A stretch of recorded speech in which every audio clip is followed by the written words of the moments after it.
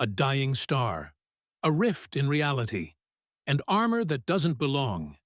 The Imperium of Man has witnessed horrors beyond counting. Chaos incursions that swallowed entire sectors. Tyranid swarms that stripped worlds to bare rock. Necron dynasties rising from tombs older than human civilization. 10,000 years of unending warfare against threats that would shatter lesser species. But nothing in all that suffering prepared them for what came next.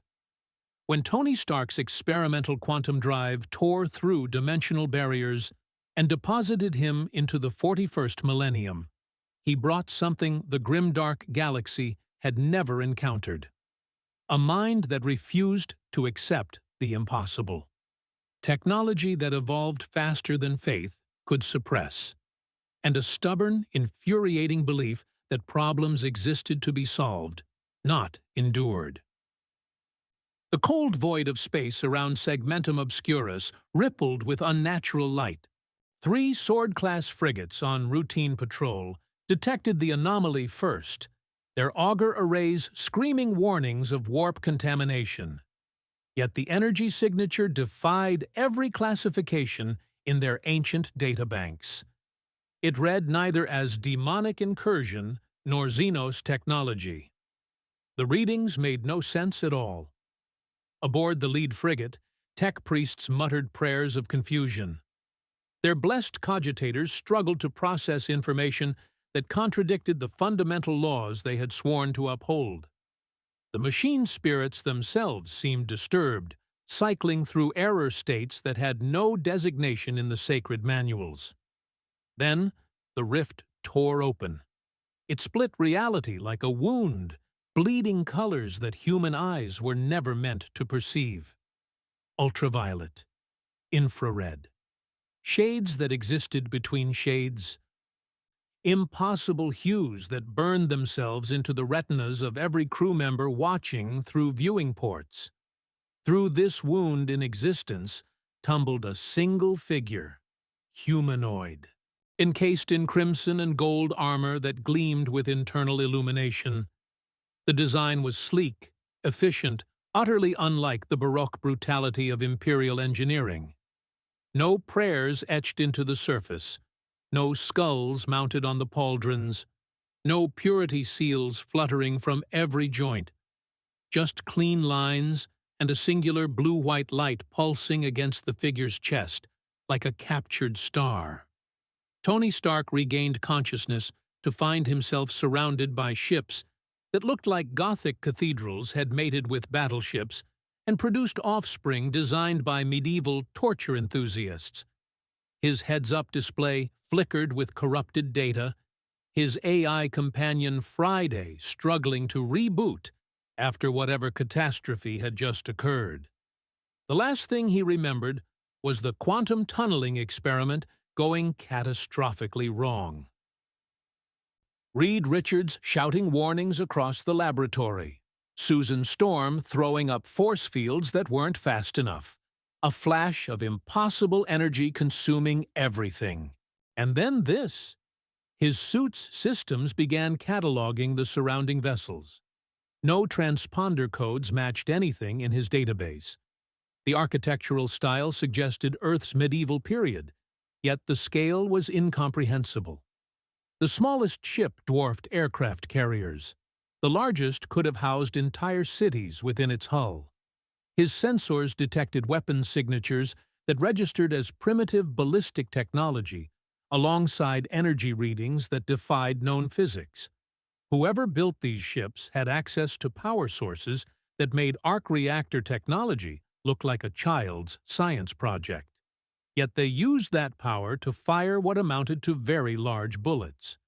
Before Tony could establish communication, before he could broadcast a single word of greeting, the Imperial frigates opened fire. Macro cannon shells streaked toward him at velocities that would atomize conventional armor. Each round massed more than a main battle tank. The barrage would have vaporized anything the Imperium had ever encountered. Tony's reflexes engaged. Decades of combat experience merged with microsecond AI assistance. He weaved through the barrage, repulsors flaring as his mind processed the situation with characteristic speed.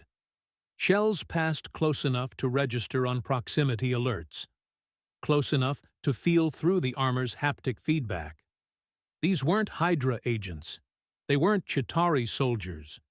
They weren't any threat he'd cataloged in 20 years of superhero work. They were something new. And Tony Stark had always loved a challenge. The Imperial frigates pursued with righteous fury, their crews convinced they were engaging either a chaos artifact of blasphemous design or a previously uncatalogued Xenos infiltration device. On the command deck of the Righteous Fury, Captain Yevgenia Cross watched the hololithic display, her augmented eyes narrowing. The target, a flicker of crimson and gold against the void, moved with a grace that defied physics as she understood them. It evaded macro cannon fire that should have vaporized it instantly, its movements suggesting the cold precision of a machine spirit. Yet its energy signature contained no warp taint her vessel's Geller field could detect. The reports from her engine seers were a litany of confusion and prayer. "Sustained bombardment," she commanded, her voice a low growl of frustration. "All batteries, concentrated fire. Purge this anomaly from the Emperor's sight." Inside the storm of his own creation, Tony's HUD finally stabilized. Friday's damaged systems were coming back online, her synthesized voice a welcome, familiar presence in the hostile darkness. Partial translations of the Vox transmissions flooding local frequencies began to scroll across his vision. The language registered as a heavily corrupted descendant of English and Latin, a dialect his linguistic algorithms could partially decode. The words he captured were disturbing. Heretek. Xenos construct. Purge the unclean. "Okay, so they're not friendly," Tony muttered. Still, protocol was protocol. He broadcast on all detected frequencies, a universal message of peace. "This is Tony Stark of Earth. I am not hostile. Repeat, not hostile. My arrival was an accident. Can anyone understand me?" The response came not in words, but in fire. A beam of pure, concentrated energy, something his sensors barely comprehended, lanced out from the lead frigate. It was faster than the shells, a needle of incandescent light that grazed his shoulder pauldron. Shields designed to withstand atmospheric re-entry and alien energy weapons overloaded in a flash of blue static. The metal beneath, a proprietary gold-titanium alloy that had once shrugged off a blow from Thor's hammer, blackened and scorched. Alarms screamed inside his helmet. Tony's tactical assessment shifted in a nanosecond. These people weren't interested in diplomacy. They were zealots. Their technology was a bizarre fusion of the archaic and the advanced, suggesting a culture where innovation was a sin. The ships themselves, crawling with iconography of a two-headed eagle and skeletal figures in robes, were built to intimidate, to inspire religious terror, not for mere efficiency. This wasn't a military engagement, it was an exorcism. He made a decision. If they wouldn't talk, he'd make them listen. Friday. Full combat protocols, but set phasers to stun. A joke, for his benefit alone. Reconfigure repulsors for penetration, not propulsion. Target their guns, not their guts. Understood, boss. Engaging full power, Tony accelerated directly toward the lead frigate, the Righteous Fury. He became a golden arrow aimed at the heart of their aggression. His repulsors, no longer just for flight, reconfigured into weapons of surgical precision. He bypassed the bridge, ignored the engines, and locked onto what his sensors identified as the vessel's primary macro-cannon capacitors. The message had to be clear. He could kill them all. He was choosing not to. The righteous fury's void shields flared as Tony's concentrated repulsor beam punched through them like paper. The blast detonated the macro-cannon ammunition feeds in a silent internal rupture. Secondary explosions rippled through the frigate's weapon decks. A chain reaction of controlled destruction that left the hull itself intact. Tony repeated the process, a blur of crimson and gold, striking the two remaining escorts in exactly the same way. In 47 seconds, it was over. 3 Imperial warships, bristling with enough firepower to level a continent, now drifted helplessly. Their offensive capabilities were neutralized, but their life support systems were untouched. Their crews were alive. On the bridge of the Righteous Fury, Captain Cross stared at her damage reports in utter disbelief. Alarms blared, but the hololith showed 0 crew casualties. The anomaly had surgically neutered her entire squadron without taking a single life. No enemy in her 30-year career, not Ork, not Eldar, not the servants of the ruinous powers, had ever shown such restraint, or such terrifying, incomprehensible precision. Mercy, in the 41st Millennium, was a language nobody spoke. 3 days later, the incident report traveled through the cold, slow arteries of the Imperium. It was compressed into a data wafer, carried by courier shuttle, and finally transmitted via the agonized shriek of a sanctioned astropath.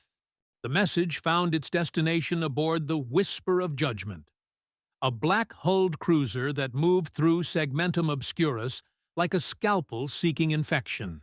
Here, Inquisitor Mordecai Thorn, a veteran of the Ordo Xenos with 70 years of brutal service etched into his face, reviewed the picked captures and auger readings. 3 rejuvenate treatments sustained his aging frame, but as he absorbed the data, something colder than the void settled in his stomach. He had seen threats that would shatter lesser minds into 1,000 screaming fragments, Tyranid bioforms of impossible hunger, Necron lords of silent, patient malice, and the ever-present, soul-devouring horrors of the warp. Yet, this was different. The entity, for he refused to call it merely a construct, had disabled 3 Imperial Navy vessels with contemptuous ease. But it had not killed a single crewman. In a galaxy where mercy was a sign of weakness and restraint was a form of heresy, this simple fact disturbed him more than any display of destructive power ever could. Chaos revels in death. The countless Xenos species pursue extinction or enslavement. Even the Imperium's own forces accepted collateral damage as a prayer made manifest in holy fire. What manner of being possessed such power, yet exercised such precise control? Thorn deactivated the display and let the silence of his private sanctum press in. He keyed a command into his throne's armrest. "Summon my retinue, immediately." They assembled before him minutes later. Interrogator Kira Vex, a prodigy from the Schola Progenium, whose youth belied a terrifying gift for behavioral analysis, stood with perfect, rigid posture. Beside her, Tech Priest Dominus Sigma 9 was a grotesque monument to the Omnissiah's favor, his organic components almost entirely replaced by whirring, clicking machinery. His cluster of mechadendrites twitched with anticipation as data feeds streamed directly into his consciousness. And at the back, silent and motionless, stood Sergeant Harkon of the Tempestus Scions, his hellgun held at a parade rest that was only a fraction of a second away from a lethal firing stance. His kill team had purged threats across 15 systems, and his presence was a promise of a final, violent solution. Thorn gestured to the hololithic display, and the image of the crimson and gold figure reappeared, weaving through macro-cannon fire. This anomaly appeared 3 days ago. It neutralized the frigate squadron led by the Righteous Fury, and vanished. He replayed the surgical strikes, the silent explosions within the Imperial ships. Observe the targeting, not the bridge, not the reactors. The gun batteries. Sigma 9's optical implants flickered, zooming in on the energy readings. His synthesized voice was a dry rasp of static and machine code. The arc signature is consistent with plasma containment, yet the efficiency, it exceeds standard template construct parameters by a factor of 12. The energy output is pure, unprecedented. This technology represents either archaeotech of a sophistication we have never encountered, or... He paused, the whirring of his internal cogitators the only sound in the room. Innovation. The word hung in the air like blasphemy. Interrogator Vex stepped forward, her eyes fixed on the entity's movements. The behavioral data is more troubling, my lord. It had multiple clear opportunities for lethal response. The targeting pattern shows deliberate, calculated avoidance of all crew compartments and life support systems. This suggests either a programmatic limitation, a failsafe, or more disturbingly, a philosophical opposition to unnecessary killing. Thorne nodded slowly, the pieces clicking into a picture he did not like. A being that did not kill for pleasure, or for conquest, or for faith. A being that simply stopped the fight. He turned from his retinue to stare out at the void, his weathered features reflected in the armor glass of the viewing port. "Track it," he commanded. "Find it. But you will not engage without my direct authorization." He felt Vex's surprise and Harkon's subtle shift in posture. "I want to know what we are dealing with before we decide whether to destroy it or study it." For a week, Tony Stark drifted through the silent graveyards of space, a ghost in a machine of crimson and gold. The debris field around him was the aftermath of a battle he hadn't witnessed, a chaotic testament to some forgotten skirmish.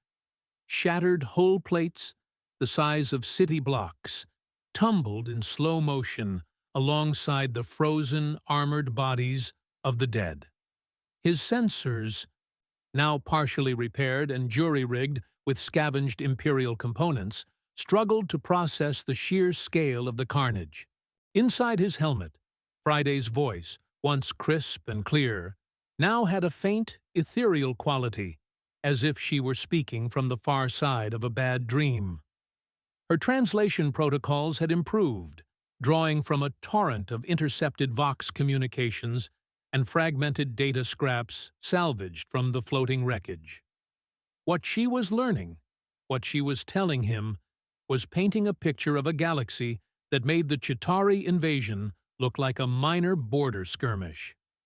He had spent the days avoiding further Imperial contact, moving like a phantom between dead stars and asteroid fields, a silent observer gathering intelligence. The picture that emerged was one of incomprehensible, systemic horror. An empire spanning 1,000,000 worlds, a sprawling human civilization held together not by progress or unity, but by religious fanaticism and the brutal necessity of perpetual galaxy-spanning war. He learned of alien species that consumed entire planets, their swarms blotting out the suns of 1,000 systems. He learned of interdimensional entities, malevolent gods of emotion that fed on the suffering of mortals. And he learned of a psychic beacon, the Astronomicon, a guiding light for interstellar travel, powered by the continuous sacrifice of 10,000 psychically gifted souls. Daily. "Friday, please tell me your translation algorithms are malfunctioning," Tony murmured, his voice hollow inside the suit. The words felt foolish as soon as he spoke them. "Translation accuracy currently at 94.7%, boss," Friday replied, her tone devoid of emotion but the data itself screaming. The Imperium of Man has been engaged in continuous, multi-front warfare for approximately 10,000 standard years. Estimated human casualties during this period exceed, I'm unable to calculate. The numbers don't have meaning at this scale. Through his faceplate, Tony's gaze fixed on a drifting corpse, a soldier encased in mass-produced mud-colored armor, his face frozen in an expression of zealous determination even in death. Tony zoomed in, his suit's sensors analyzing the body. The readouts were a litany of abuse, chronic malnutrition, traces of powerful combat stimulants, and brutal discipline scarring etched into the bone itself. This wasn't a warrior. This was a resource. A biological asset, manufactured, expended without hesitation, and now discarded in the cold void. His mind, the mind that had solved time travel, that had built world-saving technologies from a box of scraps, rebelled against the sheer scale of it all. Back home, he had fought Thanos. He had watched half the universe turn to dust. And with blood, sweat, and sacrifice, they had brought everyone back. There was always hope. There was always a solution, a last-ditch plan, a way to save people. This galaxy had abandoned hope entirely. They hadn't just accepted despair, they had industrialized it. They had turned suffering into a sacrament and death into a unit of production. The arc reactor hummed against his chest, its steady blue-white light a stark contrast to the surrounding darkness. As he stared at the dead soldier, something hard and cold settled inside him, a feeling he hadn't felt since he first clawed his way out of that cave in Afghanistan. He didn't ask to come here. He had no idea how to get home. But he could not. He would not simply bear witness to this unending nightmare without acting. "Friday," he said, his voice now sharp, stripped of its earlier shock.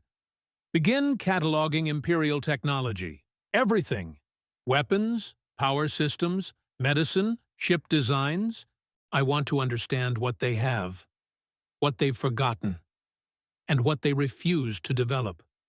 He paused, his gaze shifting from the corpse to the distant, angry glow of what his sensors identified as a forge world. "We're going to give them something they haven't had in 10,000 years. "What's that, boss?" Tony's eyes narrowed. "A choice." The forge world of Lucius burned with the eternal, unholy fires of industry. It was a planet turned into a single, continent-spanning machine, where the very air tasted of ozone and hot metal. Across its surface, billions of servitors, lobotomized humans whose flesh had been crudely fused with machinery, toiled in a state of perpetual, mindless servitude. They moved in perfect, twitching unison within manufactorums the size of mountain ranges, their every action a prayer to a god of gears and circuits. Here, the cult Mechanicus ruled with iron certainty. Their tech priests, grotesque fusions of man and machine, worshipped the Omnissiah through the sacred, unchanging act of production. Innovation was heresy. Creativity was sin. All knowledge worth knowing had been discovered millennia ago, and to question it was to invite damnation. Tony approached this mechanical hell under full stealth protocols.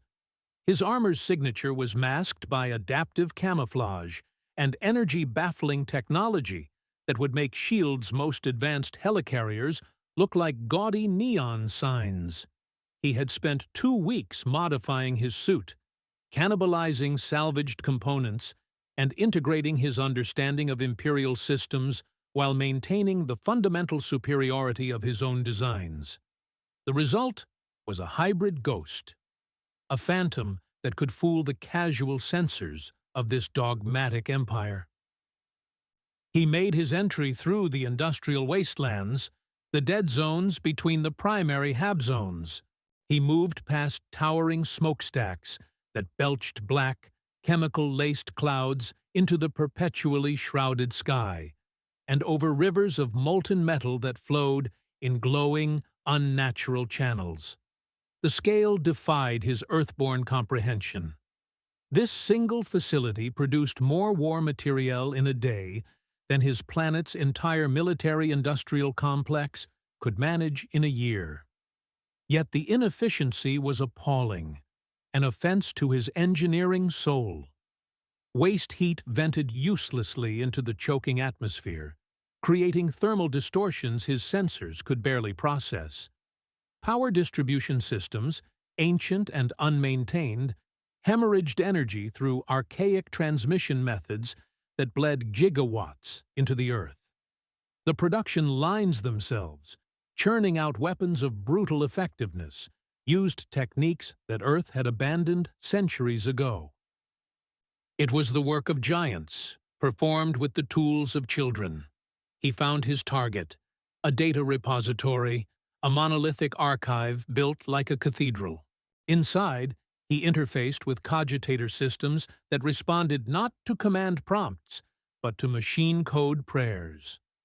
Friday's quantum processors went to work, bypassing the layers of security not through brute force, but by speaking the tech priest's own language. She emulated their binary cant, their litanies of maintenance, their hymns of data retrieval. What they uncovered confirmed Tony's worst suspicions. Standard template constructs, the STCs, corrupted schematics flickered across his HUD, ghosts of a forgotten golden age. The Imperium once possessed technology that could terraform barren worlds in a decade, medical nanites that could heal any disease, and starship drives that could travel between stars almost instantaneously. They had it all, and they lost it. Not just through the catastrophe of a long-ago civil war, but through deliberate systematic suppression. The data logs showed fragments of purges, of entire fields of science declared heretical. Anything deemed too innovative, too efficient, too likely to make one question the status quo, had been methodically destroyed by the very institutions meant to preserve knowledge. "They're not technologically inferior," Tony breathed, the words fogging the inside of his faceplate. He scrolled through a fragmented design for a personal energy shield, a device so elegant it made his own look clumsy. "They're technologically lobotomized. Someone cut out their capacity to improve and convinced them it was holy." He made a decision. His systems began a massive data download, pulling everything: weapons specifications, power generation systems, medical procedures, starship designs. He took it all, not for himself, but for them. The knowledge was theirs by right of ancestry. The Imperium of Man had been fighting a galactic war for 10,000 years, with one hand tied behind its back, shackled by its own faith. Tony Stark was about to cut them loose.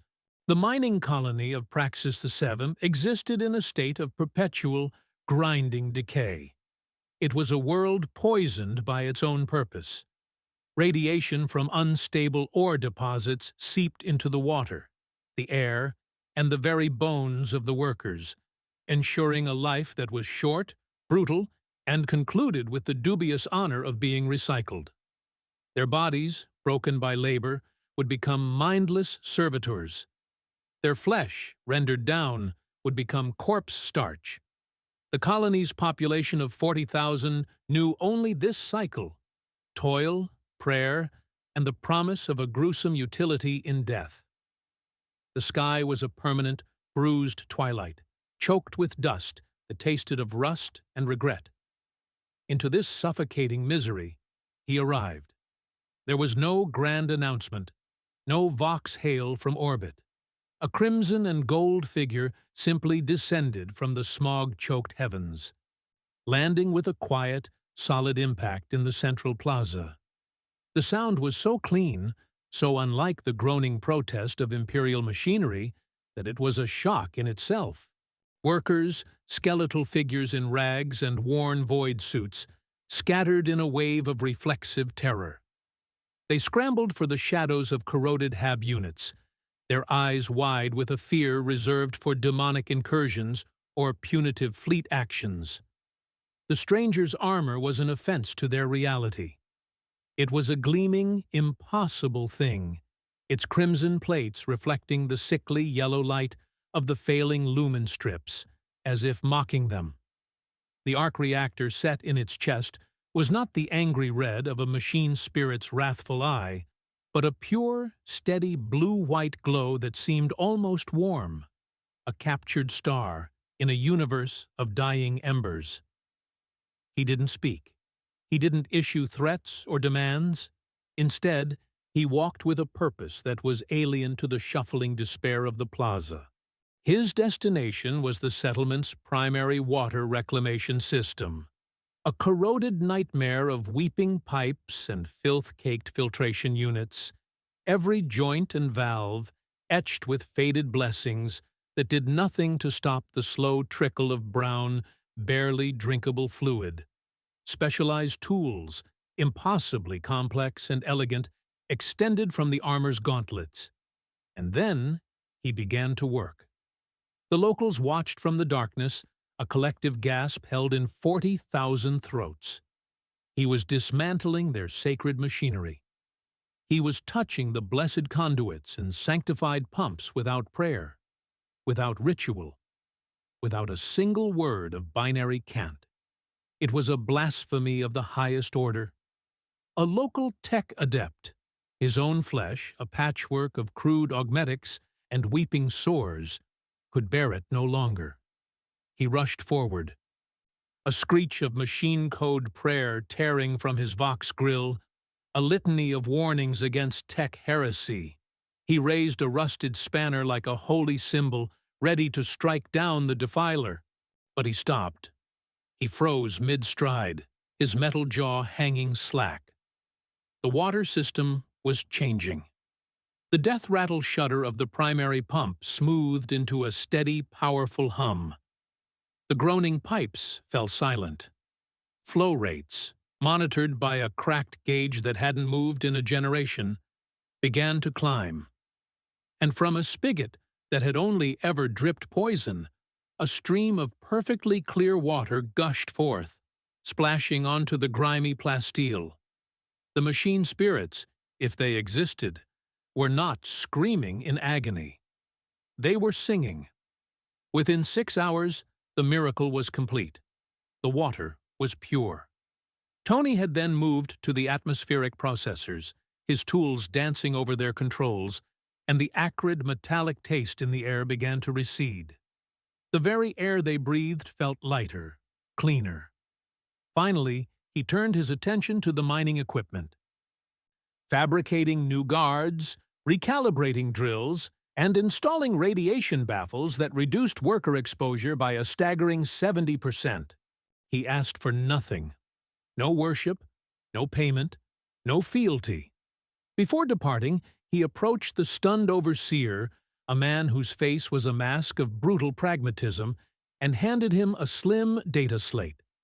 On its screen were simplified schematics, blueprints for maintenance and replication. "You can do this yourselves," the stranger said, his voice filtered through his helmet, clear and devoid of religious fervor. "The knowledge isn't forbidden. It was just forgotten." Then he was gone, ascending back into the filthy sky he had briefly cleansed. Word of the machine angel began to spread. It traveled on whispered Vox transmissions between desperate miners and was smuggled on data slates aboard ore freighters. A being of red and gold who healed rather than destroyed, who gave rather than took, who dared to improve the Omnissiah's sacred gifts without demanding souls in return. On Mars, the Adeptus Mechanicus, hearing the first fragmented reports, declared it the vilest heresy. But on Praxis 7th, and on the worlds that would soon hear its story, The common people began to call it hope. For Inquisitor Mordecai Thorn, the hunt had become a sickness of the soul. In his 70 years of service to the Ordo Xenos, he had pursued gene-stealing monstrosities, psychic parasites, and empires of living metal. He had faced down threats that feasted on stars and whispered madness into the minds of men. But this was different. He was not tracking a trail of death and destruction. He was tracking a pattern of methodical, inexplicable mercy, and it was the most terrifying thing he had ever encountered. Aboard his personal cruiser, the Whisper of Judgment, the strategy chamber was bathed in the cold blue light of hololithic displays. Thorn stood before them, his aged face sustained by 3 rejuvenate treatments, a mask of focused intensity. His retinue stood in a semicircle around him. Interrogator Kira Vex, her eyes sharp and accustomed to finding the lie in any truth. Tech Priest Dominus Sigma 9, a towering figure of crimson robes and glittering steel, his mechadendrites coiled in restless contemplation. And Sergeant Harkon of the Tempestus Scions, a statue of black carapace armor, his silence more intimidating than any threat. The displays cycled through 17 worlds, visited in the span of 2 standard months. On each, the data told the same impossible story. Praxis 7th. Mortality rates from radiation poisoning down 82%. Ferrum 9. Manufacturum output increased by a factor of 3, with no increase in resource consumption. Agri-World Gemenon. A fungal blight that had baffled Mechanicus biologists adepts for a century was eradicated in 12 hours. The entity, this crimson and gold anomaly, left only improvement in its wake. It demanded no worship. It took no tribute. It simply fixed things. Perhaps it's a trap, Interrogator Vex finally said, her voice cutting through the hum of the ship. She gestured to a picked capture of the machine angel repairing a water purifier. Chaos is protean. Its deceptions are endless. Tzeentch could weave a plot of false hope to ensnare whole sectors. Slaanesh could offer the perfection of function to tempt the faithful from their sacred duties. Benevolence is the subtlest of poisons. Thorn shook his head, a slow, deliberate motion. I've had samples analyzed from every site. Dust from its landing zones, residual energy from its tools, atmospheric traces from its departure. There is no warp taint, no chaotic corruption markers. Our astropaths feel no psychic disturbance in its wake. Whatever this is, it is not demonic. He swiped a hand, and the display shifted to a complex energy schematic. Look at these efficiency improvements. A Magos of the highest order would require decades, and a conclave of Archmagi to petition for the rights to implement changes a fraction as effective as these. This being does it in hours. Tech Priest Sigma 9's mechadendrites twitched, clicking against the deck plating with an agitated rhythm. His synthesized voice was a low thrum of binary static and profound distress. The modifications are blasphemy. They violate 17 articles of the Treaty of Mars and 34 provisions of the sacred Lex Mechanicus. The schematics it leaves behind, they encourage understanding over faith, function over ritual. Yet they function. They function better. The machine spirits do not reject them. This is deeply troubling. The word hung in the air, a perfect summation of their shared dread. It was one thing to fight a monster that broke things. It was another thing entirely to confront a heretic that made them work perfectly. Thorn turned away from the light of the displays, his face falling into shadow. He had weighed the scripture, the doctrine, and the cold, hard reality of the data. He had considered the state of the Imperium, A rotting edifice besieged from all sides, and he made a decision that would define the rest of his life, however long the Emperor granted him. We are not going to destroy it. The silence that followed was absolute. Vex's jaw tightened. Sigma 9's optical sensors widened in a silent flash of error code red. Not yet, Thorn clarified, his voice leaving no room for argument. He faced them, his gaze hard as adamantium. I want to understand what it wants. I want to know why it is doing this. I want to know if it can be controlled, or if it can be reasoned with. Sergeant Harkon, who had remained perfectly still throughout the entire briefing, spoke for the first time. His voice, filtered through his helmet's Vox grill, was flat and devoid of emotion. And if it cannot be controlled, my lord? Thorn's eyes seemed to age another century. Then we'll need an army, he said softly. Possibly more than one. The shrine world of Sanctus Lux was an obscenity carved from gold and faith. It was a planet where devotion was the only currency, and it was paid for in suffering. Sprawling cathedrals, their spires plated in gold leaf thick enough to bankrupt lesser worlds, clawed at a sky perpetually choked with the gray haze of incense and industrial runoff. The air, thick and cloying, carried the scent of melting wax, ozone from failing power conduits, and the unwashed misery of millions. Below the gilded peaks, a human river of pilgrims flowed endlessly, crawling on hands and bleeding knees across continents of consecrated flagstones. Their chants were a constant, droning prayer, a sound of agony polished into worship. Tony Stark had not intended to come here. His salvaged star charts, a patchwork of incomplete Imperial data, had marked this system as a minor industrial hub, a place to observe, gather more intelligence, and remain unseen. But as his armor orbited in the high atmosphere, his sensors painted a picture that turned his stomach. This wasn't industry. This was a factory of despair. His long-range scanners, calibrated to detect geological and resource data, instead registered biological horror.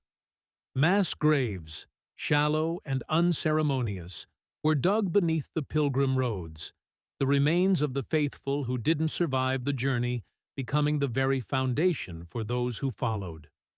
Thermal imaging of the central basilica revealed that the Cardinal Governor's palace was heated to a comfortable temperature, while just outside its walls, thousands of children shivered with malnutrition in the shadows of its golden buttresses. The sheer, calculated cruelty of it was breathtaking. It wasn't collateral damage. It was the point. "Friday," Tony said, his voice a low growl. "I'm going down there." "Boss, my analysis is incomplete, but I'm detecting a significant military presence," the AI's voice replied, calm and measured. "The world maintains a permanent garrison of the Adeptus Sororitas, Order of the Bloody Rose, estimated numbers in the tens of thousands. Their combat record indicates extreme prejudice against unauthorized technological signatures. This is an unnecessary risk."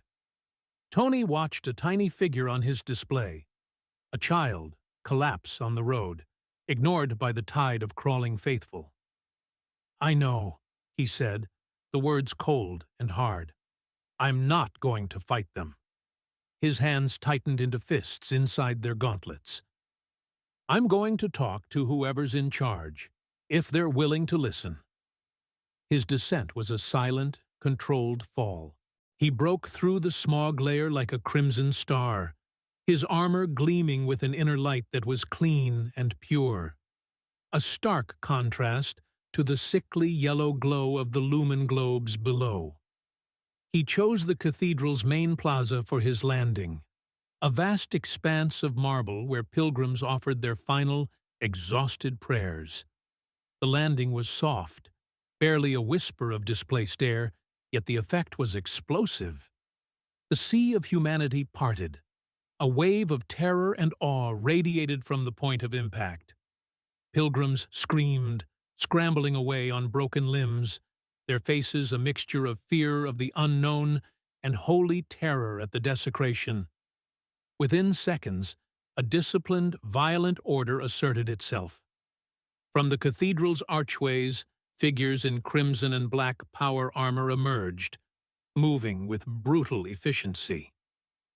Battle Sisters of the Order of the Bloody Rose formed a steel perimeter, their white bolters leveled, targeting runes glowing with lethal intent.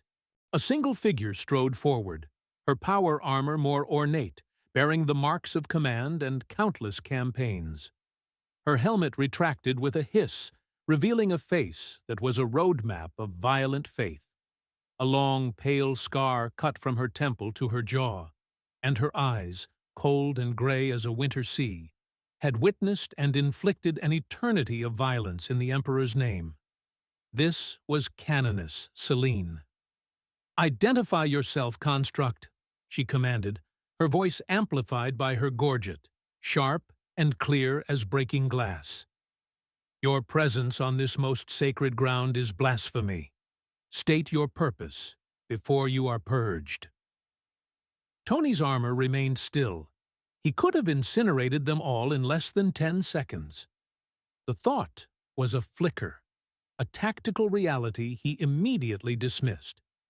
That wasn't why he was here. Instead, with a soft whir of servos, his own faceplate retracted, revealing not the glowing optics of a machine or the monstrous visage of a Xenos, but the tired, determined face of a man. The sisters hesitated. A flicker of uncertainty rippled through their perfect line. Bolter muzzles dipped by a fraction of an inch.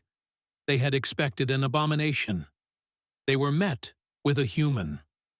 "My name is Tony Stark," he said, his voice carrying across the silent plaza, cutting through the distant chanting. "I'm not here to fight."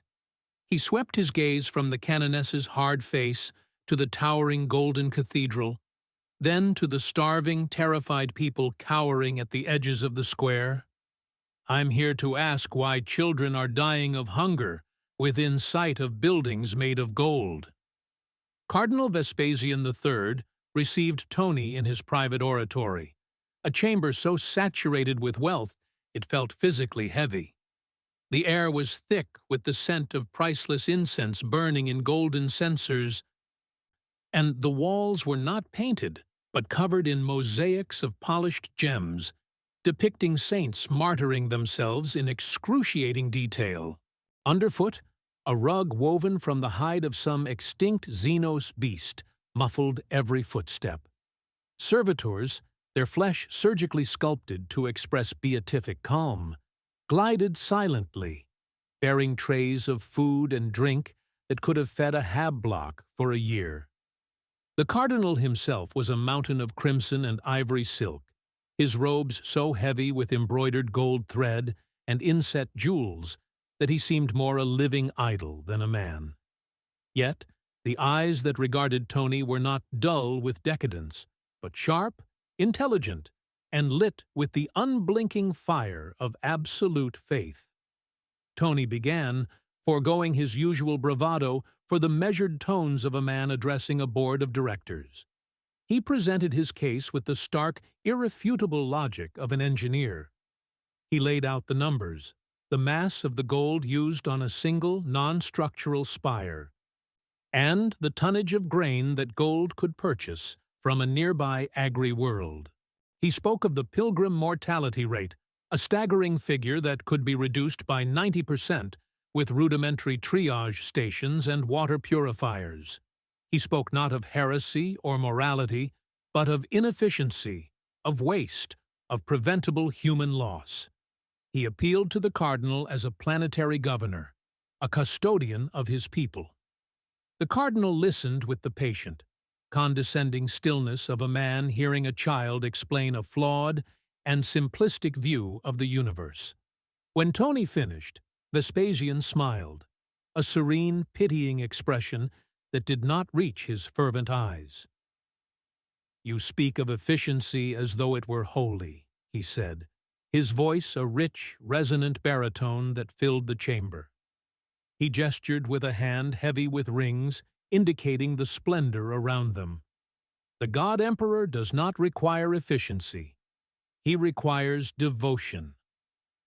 The suffering of the faithful, their pain, their exhaustion, their final gasping breath on a consecrated road, that is their greatest gift to him. It is a prayer of the body, more honest than any word." He leaned forward, his gaze intensifying. "Would you cheapen that gift with comfort?" Tony's jaw tightened, a small, hard muscle twitching in his cheek. He could feel the plates of his armor shift infinitesimally beneath his clothes, a subconscious readiness. "People are dying," he repeated, his voice low and strained. "People die everywhere, always," the cardinal replied, as if explaining a self-evident truth. "What matters is how they die, and for what purpose. A pilgrim who perishes on the road to sanctification achieves more in that single, final moment of agony than a well-fed heretic achieves in a lifetime of ease. Their death has meaning. It is an offering." Vespasian's smile returned, this time with genuine warmth, the warmth of a teacher guiding a lost student.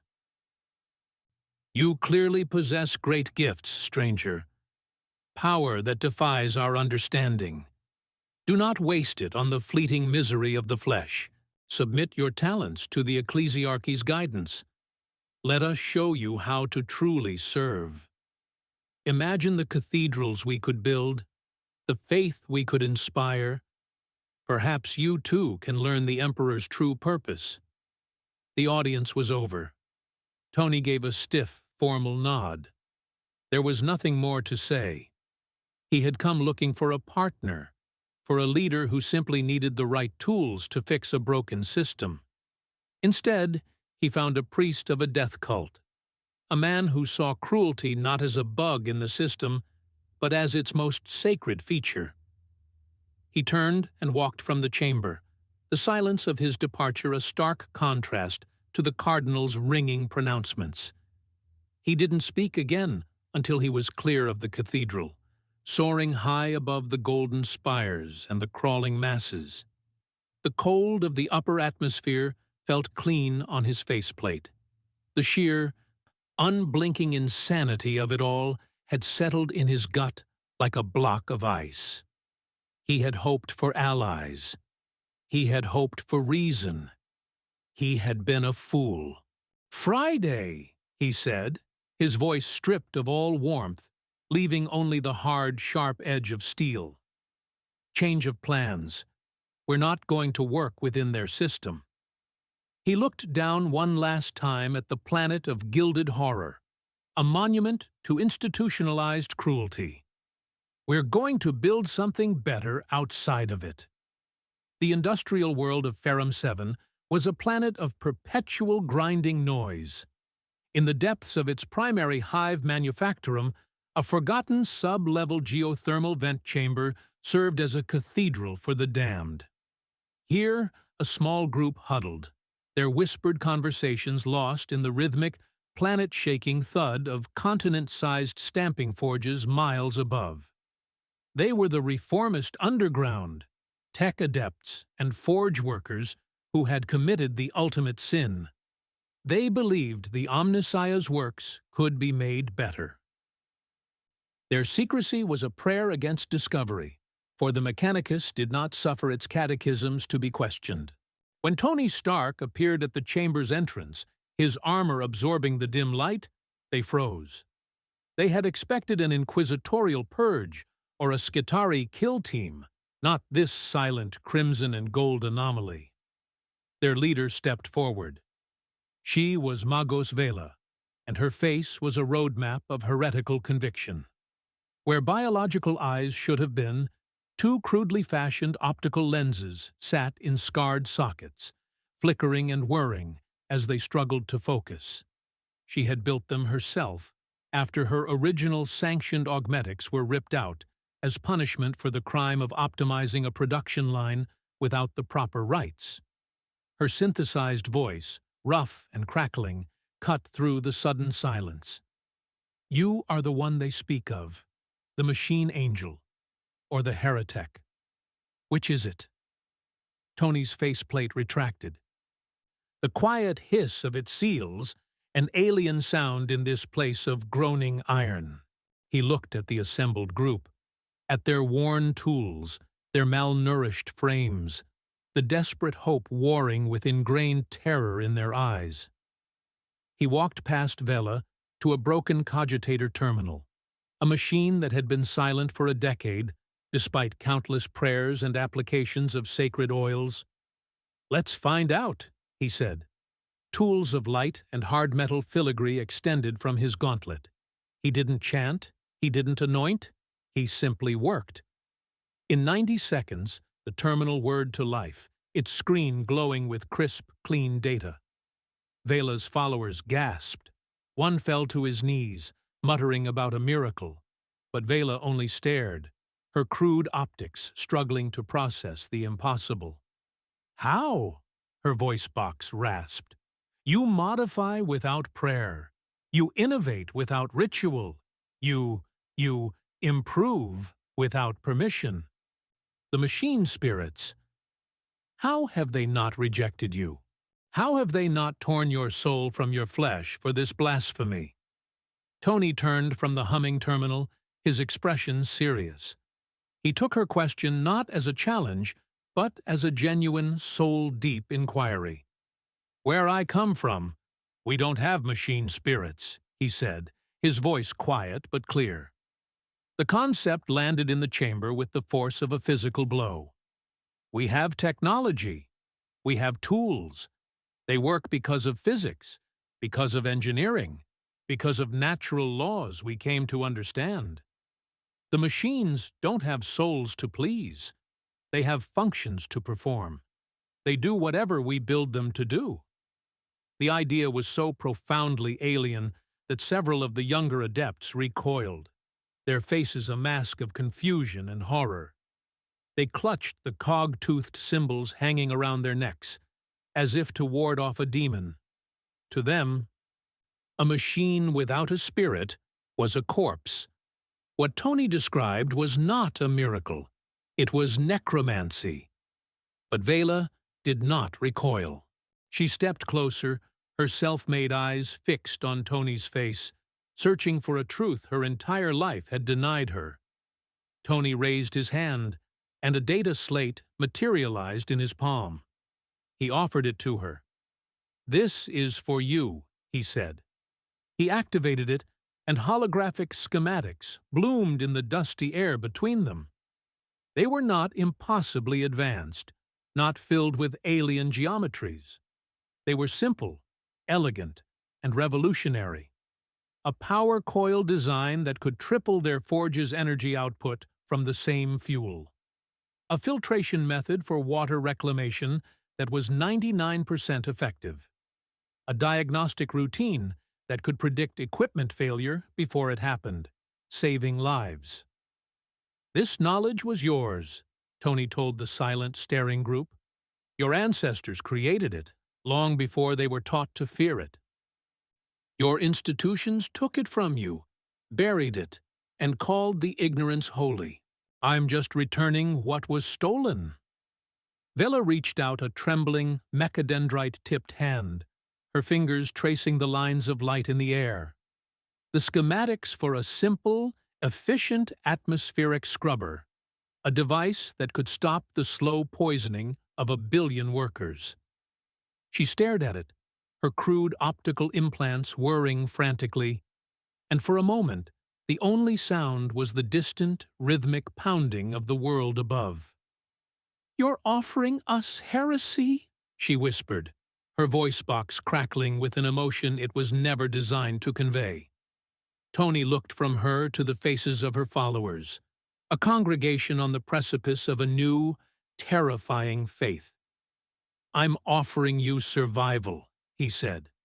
"What you call it is up to you." On the holy forge world of Lucius, a decision was being made. It was not made in a single chamber, but across 17 data sanctuaries within the distributed consciousness of Archmagus Helion Sigma. For 3 months, his logic engines had processed every scrap of information on the anomaly designated Machine Heretic. The reports streamed in like a virus, each one a fresh assault on the core tenets of his faith. The entity didn't just violate Mechanicus doctrine, it rendered it obsolete. Its existence posed a question so profound, it threatened to unravel 10,000 years of tradition. If machines could be improved through raw understanding rather than prayer, if lost knowledge could be recreated through innovation rather than archaeology, if the Omnissiah's sacred designs could be perfected by mortal hands without divine sanction, then what purpose did the priesthood of Mars truly serve? The thought was a recursion loop of pure blasphemy, and Helion Sigma could not allow it to propagate. The purge was no longer a matter of policy. It was a sacred imperative. He dispatched the order, not as a whisper, but as a burst of sanctified machine code. A kill team of Skitarii Rangers would descend on Ferrum 7. They would be supported by 2 Castellan battle automata, walking idols of destruction whose fists could pulverize hab blocks, and leading the strike, a Sicarian Ruststalker Princeps, a transonic nightmare whose neural processors could predict an enemy's movement before their own synapses fired. Their mission: purge the reformist cell and capture or atomize the Crimson Anomaly. The attack came at night, below the ceaseless thunder of Ferrum 7's forges. In the geothermal chamber that had become their sanctuary, Magos Vela and her followers were studying a new schematic Tony had provided. A quiet hope had begun to bloom in the stale, metallic air. Then Tony's head snapped up. His armor, previously dark, flared with internal light. "Company's coming," he said, his voice flat. "And they're not here to talk." Before the reformists could even process the warning, the chamber walls on 3 sides exploded inward. Dust, rock, and shrapnel filled the air. Through the breaches stepped the Skitarii, their radium carbines already glowing with sickly green light, their augmented eyes burning holes in the darkness. The heavy, hydraulic tread of the Castellan automata shook the very bedrock, their massive frames blotting out the dim light from the corridors. The Ruststalker was simply there, a blur of motion that resolved into a spindly, terrifying form, its cord claw and transonic razors humming with murderous intent. What followed was not a battle, it was a calibration.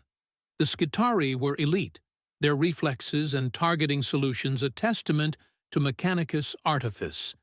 But Tony Stark had traded blows with gods and survived armies that devoured stars. To him, the Skitarii were a complex but solvable equation.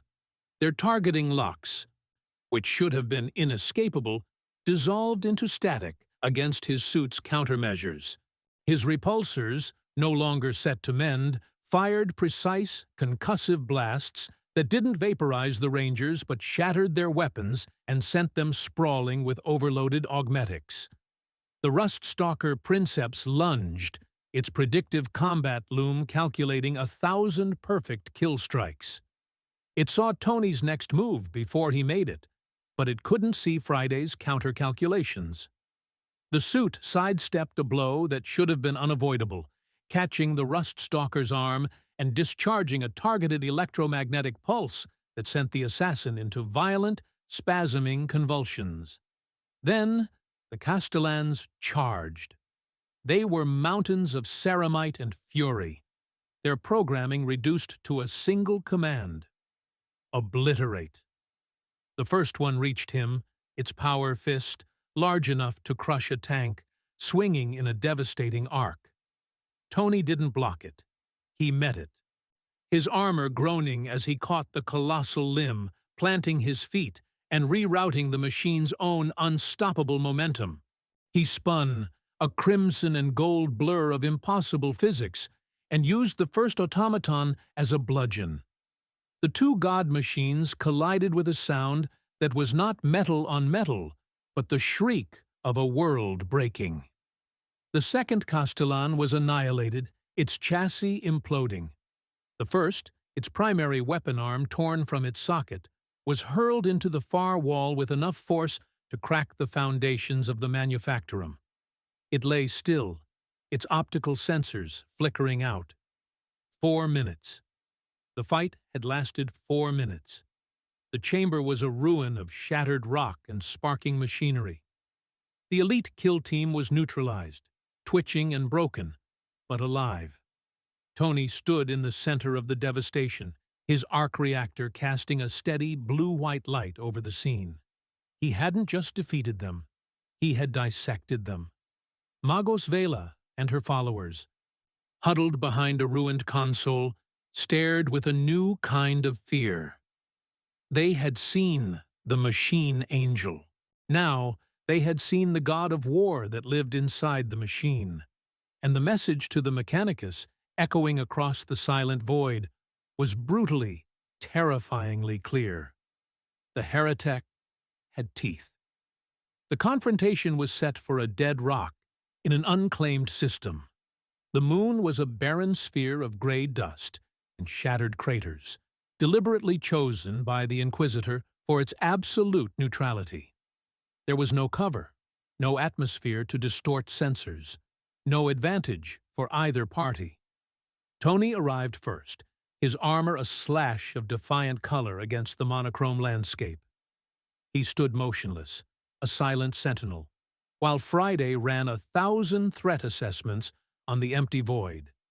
He found nothing. Then, a single ship broke the perfect blackness. It was an inquisitorial shuttle, a blocky Gothic predator that descended on pillars of blue fire, its armored hull etched with sigils of authority and threat. It landed a respectful distance away, its engines falling silent with a final, shuddering sigh. The ramp lowered. A single figure emerged, as promised. He was encased in archaic but masterfully maintained power armor, the black plate polished to a dull sheen and trimmed in silver. An inquisitorial rosette, the symbol of his absolute authority, gleamed on his chest plate. He walked alone across the regolith, his armored boots making no sound in the vacuum. Inquisitor Mordecai Thorne stopped 50 meters from Tony, his posture radiating a stillness learned over decades of war and interrogation. A secure Vox channel crackled to life inside Tony's helmet. "You have caused considerable trouble," Thorne began, his voice a low, gravelly timbre that had condemned countless souls. 17 worlds touched by your presence. 4 Mechanicus kill teams defeated. The Ecclesiarchy has declared you Hereticus Maximus. The Fabricator General of Mars is mobilizing forces for your destruction on a scale not seen in centuries. The recitation was flat, a statement of fact, not an accusation. Tony's faceplate remained sealed, his own voice filtered through his suit's external speakers, cool and measured. "And what do you want, Inquisitor?" "Answers." Thorne's head tilted, his augmented optical implants glowing with a faint red light as they studied the crimson armor. "You demonstrate capabilities that defy our understanding of technology. You show no taint of the warp. You kill only when forced, and you spare enemies you could atomize with ease. In 70 years of service, I have never encountered an entity that behaves as you do." A beat of silence hung between them. "Maybe that says more about your experience than it does about me." A flicker of something, not quite humor, but a dry acknowledgement, entered Thorne's voice. "Perhaps." So tell me, Tony Stark of Earth, what is it that you want? Conquest? Do you seek worship? Like the charlatans of chaos? The destruction of the Imperium? Tony considered the old man. He could lie. He could feign neutrality, promise to leave, offer 1,000 deceptions that might buy him time.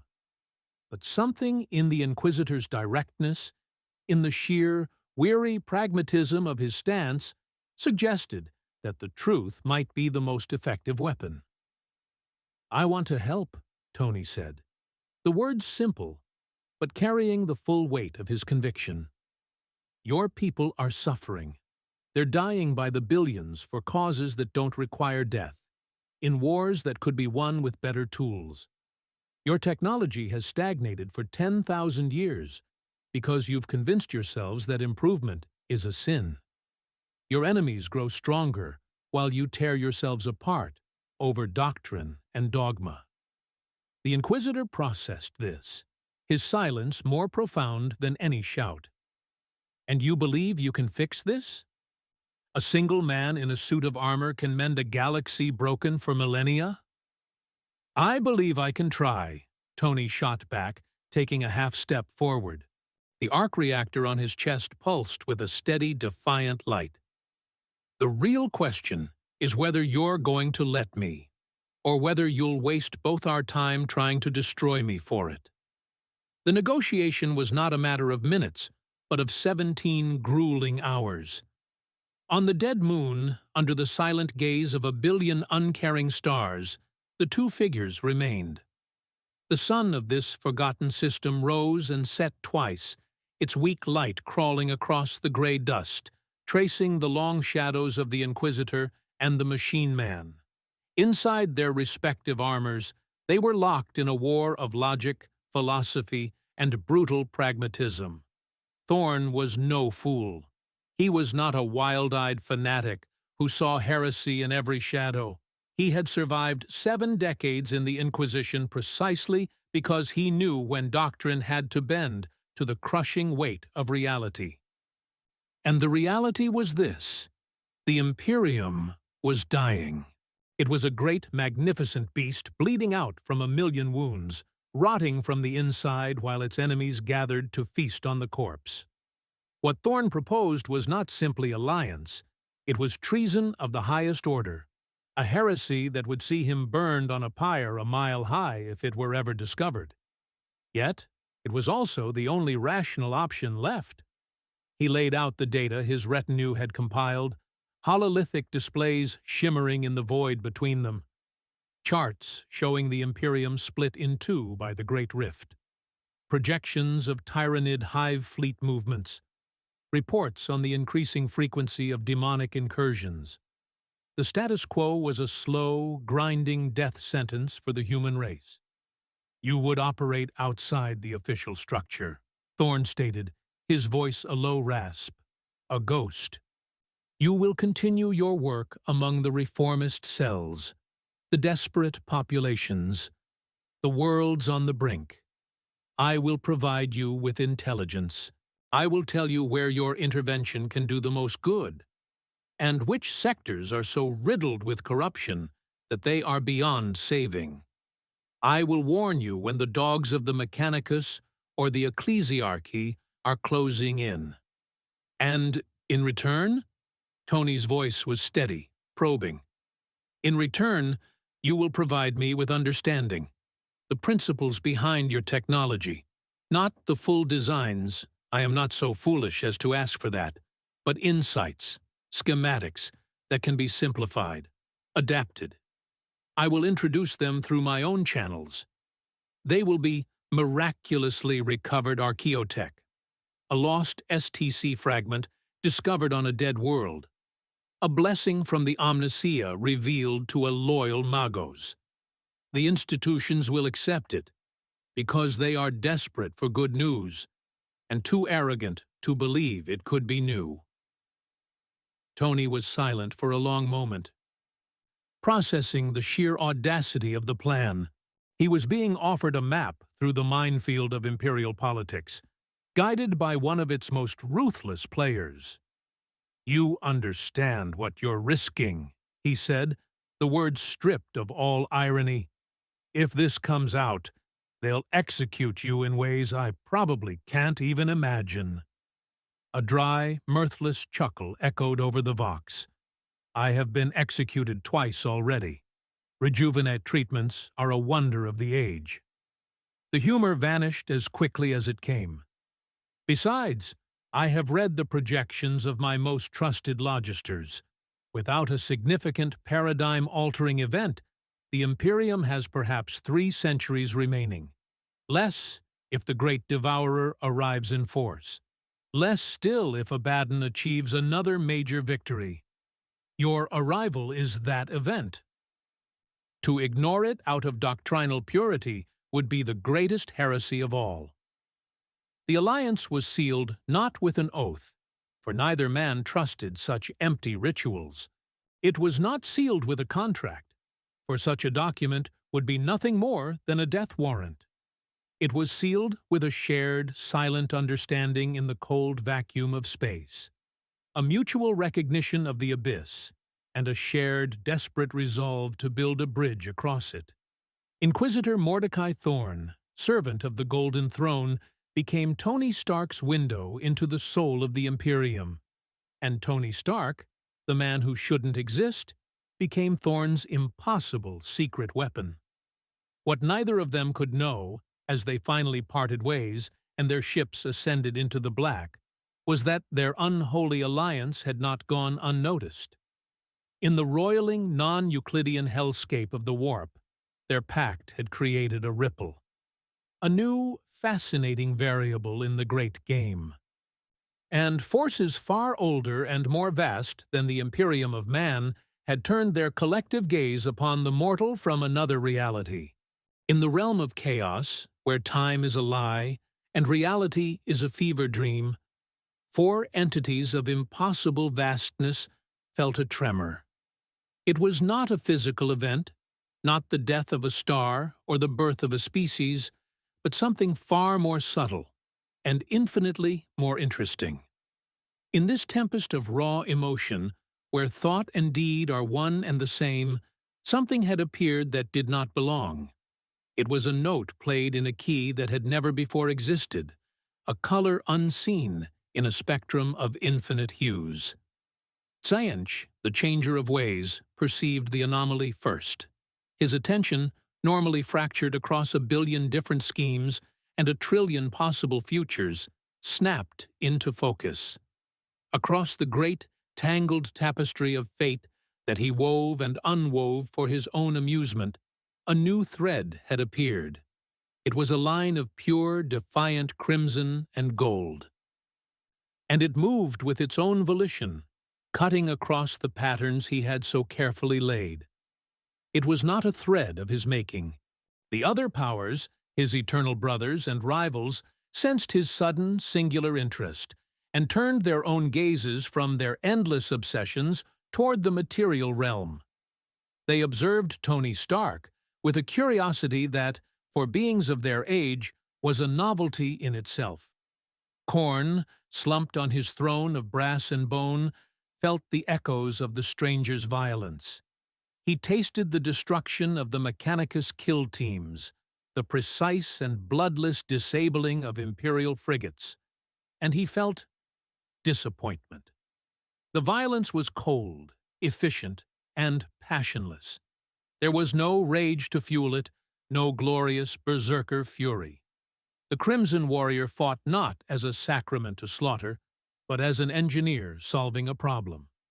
The skulls, he might claim, were incidental, not intentional offerings. It was the violence of a machine, not a warrior. The blood god grunted, a sound like grinding continents, and turned his attention back to the wars that mattered, the ones fought with hatred in the hearts of men. In his garden of beautiful decay, Nurgle sensed the stranger's works and recoiled. His cauldron, bubbling with plagues of exquisite complexity, seemed to curdle. Every world the anomaly touched grew healthier. Water was purified. Radiation was filtered. Mortality rates declined. Suffering, the most generous and fecund of his many gifts, was being diminished. The Plague Father, who loved all life in its cycle of rot and rebirth, found this unnatural preservation to be a personal and deeply offensive heresy. This was not life. It was stagnation of a different sort, a sterile denial of the universe's most fundamental truth. Slaanesh, the Prince of Pleasure, extended ethereal senses to probe the stranger's mind, tasting his soul for flavor. The Dark Prince searched for the delicious agony of obsession, the exquisite torment of perfectionism, the glorious indulgence of unrestrained ego. But there was nothing. The man's mind was a fortress of pragmatism. His determination was a cold, hard thing, not a fiery, all-consuming passion. His armor, a masterwork of creation, was treated as a mere tool, not an object of worshipful vanity. There was no soaring pride, no crippling despair, no grand sensation. Slaanesh withdrew, finding the soul to be utterly devoid of texture. It was functional, yes, but dreadfully, disappointingly bland. Only Tzeentch saw the truth. The others saw what the stranger lacked: rage, despair, excess. The architect of fate saw what he was: an agent of pure, undiluted change. A mortal mind that refused to accept the status quo, that innovated, that planned, that broke what was to build what could be. Every improvement he made, every life he saved, every doctrine he shattered. It all served the great schemer's ultimate purpose: the disruption of order. This mortal was not an enemy to be crushed. He was a pawn unlike any other, a beautiful, unpredictable piece to be guided, to be twisted, to be used. The dark gods began their subtle work, not with armies or demons, but with whispers. A flicker of an idea planted in the mind of a desperate tech priest. A line of code that mutated into something new and brilliant, yet subtly flawed. A dream of a better future that would, in time, pave the road to damnation. The distress signal was a jagged scream of corrupted data, a desperate prayer broadcast across the void from a world drowning in violence. From high orbit, Tony Stark watched the death of Gladius Prime unfold on his tactical displays. It was a scene of apocalyptic scale, a green tide of life so vast and belligerent it registered less as an army and more as a geological event. Millions upon millions of Orks, a seething ocean of crude metal and raw muscle, crashed against the walls of the primary hive city. The defenders were a pinprick of defiant blue against the endless green. Space Marines, Ultramarines. Magnificent, certainly, each one a demigod of war in cobalt armor. But Friday's calculations were as brutal and uncaring as the conflict below. They were outnumbered 1,000 to 1, maybe more. The mathematics were absolute. Without a miracle, they would be overrun. There stand a footnote in the long, bloody history of a dying empire. Tony watched their bolter fire chew holes in the horde, holes that were filled in an instant. He saw their dreadnoughts wade into the thick of the fighting, only to be slowly submerged by a living wave of greenskins. This was not a battle. It was attrition made manifest, a glorious, pointless last stand. He had seen this before, on a smaller scale, in New York. He had learned then that you don't fight the wave, you find the one who makes it. He made a decision that would ripple through the segmentum, a choice that would rewrite doctrine and shatter assumptions. He was done observing. Diving from the cold vacuum of space, the armor streaked through the upper atmosphere, a crimson and gold meteor trailing fire.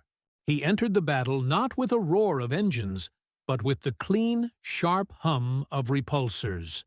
The Orks, their simple minds fixated on the blue warriors before them, barely had time to look up before he struck. A precisely modulated energy blast tore 100-yard swathe through their ranks, vaporizing crude armor and the brutish flesh within. He didn't carpet bomb. His attacks were surgical, targeting concentrations of heavy weaponry, disabling crude Ork war machines before they could fire, his movements a blur of impossible physics. On the city walls, the Ultramarines of the Fourth Company faltered. Their targeting augurs screamed, trying to classify the new arrival. It was humanoid, but it moved with the speed of a fighter craft. Its energy signature was unlike anything in their archives, not the foul stench of chaos, nor the cold geometry of Necron tech, nor the bioelectric pulse of the Tyranids. It bled light from its chest and hands, a machine that fought with the grace of an Eldari aspect warrior, but the brutal efficiency of an Imperial knight. It was a tech heresy, a living blasphemy against the Omnissiah, and it was killing Xenos. Captain Uriel Ventress, his face a grim mask behind his helmet's visor, watched the anomaly for 3 critical seconds. His sergeants awaited the order to fire, to purge this unknown variable from the battlefield. But Ventress saw the patterns. The stranger was not firing indiscriminately. It was dismantling the Ork advance with terrifying intelligence. "Hold your fire!" Ventress's voice boomed over the company vox. "Focus on the breach. Let the anomaly work." It was a command born of pragmatism, an acceptance that the Codex Astartes had no protocol for a miracle. The battle became a strange, coordinated symphony of death. On the ground, the Ultramarines were an unbreakable shield, a wall of ceramite and righteous fury holding the line. In the air, Tony was the spear. His tactical computers, now fed with real-time data from the Space Marine's own VoxNet, had isolated the WAG's critical weakness. It wasn't a command structure. It was a psychic amplifier, a war boss. Friday highlighted him on Tony's HUD, a monster standing 12 feet tall, clad in armor hammered from the hull of a Lehman Russ, wielding a cannon that had once been a basilisk's primary armament. He was the bellowing, roaring heart of the Horde. Tony engaged his suit's electronic warfare package. The chaotic din of the Ork Gestalt consciousness, a psychic broadcast of pure aggression, was suddenly filled with screaming static and contradictory ghost signals. The effect was immediate. The green-skin charge lost its cohesion, units stumbling into each other, their momentum faltering. He used the confusion to cut a direct path to the war boss. The confrontation was laughably brief. The Ork behemoth turned, roaring a challenge as the crimson figure landed before it. It raised its massive weapon, a projectile the size of a man already chambered. But Tony didn't give it the chance. He wasn't there for a duel. He was there to solve a problem. A full-power unibeam blast, focused to a point of incandescent white, struck the war boss square in the chest. It didn't just kill him. It atomized the central third of his body, the psychic shock wave of his death cascading through the Horde like a physical blow. The entire confrontation lasted precisely 14 seconds. The Wah did not die. It shattered. The unifying will was gone, and 1,000,000 bloodthirsty killers suddenly found the next biggest Ork was their newest, most immediate enemy. The green tide turned on itself, a maelstrom of infighting and directionless violence. The assault on the Hive City walls simply stopped. The Ultramarines stood on the parapets, watching in stunned silence as their would-be destroyers tore each other to pieces. They had lived, and they owed their lives to a heresy made of crimson and gold. The air, thick with the coppery tang of Xenos' blood and the acrid smoke of spent promethium, began to settle. The cacophony of the war had been replaced by a new set of sounds. The methodical tread of ceramite boots on rubble, the binary cant of tech servitors assessing damage, and the distant, grinding work of chapter serfs, beginning the gruesome, planet-sized task of corpse disposal. Upon the broken battlements, Captain Uriel Ventress stood amidst his victorious but depleted Fourth Company. He watched the crimson and gold figure standing alone, a solitary point of impossible color against the gray ruins and the green carpet of the dead. The anomaly was motionless, its glowing chest piece a serene blue star in the twilight of battle. With a silent gesture to his honor guard to remain, Ventress strode across the plaza, his power armor crunching over shattered orc weaponry. He stopped a respectful 10 paces from the stranger, the scale of the being before him still unsettling. It was man-shaped, but its proportions were slender, almost elegant, a stark contrast to the brutalist functionality of Astartes' plate. His librarians had reached into the warp, their minds shielded and prepared for the worst, and had found nothing. A void. A soul so utterly divorced from the Empyrean that it registered as a psychic dead zone. Ventress removed his helm, the servomotors hissing as he clipped it to his belt. His face, a testament to centuries of gene-forged warfare, was etched with fatigue and a deep, consuming curiosity. "The Codex Astartes contains no protocol for your existence," he began, his voice a low rumble that carried easily in the quiet aftermath. "You are not demon. You are not a known strain of Xenos. Our librarians confirm there is no taint of the warp in your being. Only a silence." He paused, his gaze sweeping over the intricate, unblemished armor. "What are you?" There was a soft whir of mechanics, and the stranger's faceplate retracted, folding away into the helmet with a precision that made the captain's own augmetics seem crude. The face revealed was merely human, unscarred, intelligent, with eyes that held a weary confidence. It was the face of a man, not a monster or a machine. "Just a man in a suit," the stranger replied, his voice unamplified but clear. "A very advanced suit, admittedly, but the principle's the same." Ventress processed this. A baseline human, piloting a machine of such devastating capability? It defied all logic of the cult Mechanicus. "Your technology exceeds anything in our arsenals. Your combat protocols are elegant, precise. You fought alongside my brothers without hesitation or treachery. And by your actions, this city and its people still stand." The captain took a step closer, the question that burned behind all others finally surfacing. "Why?"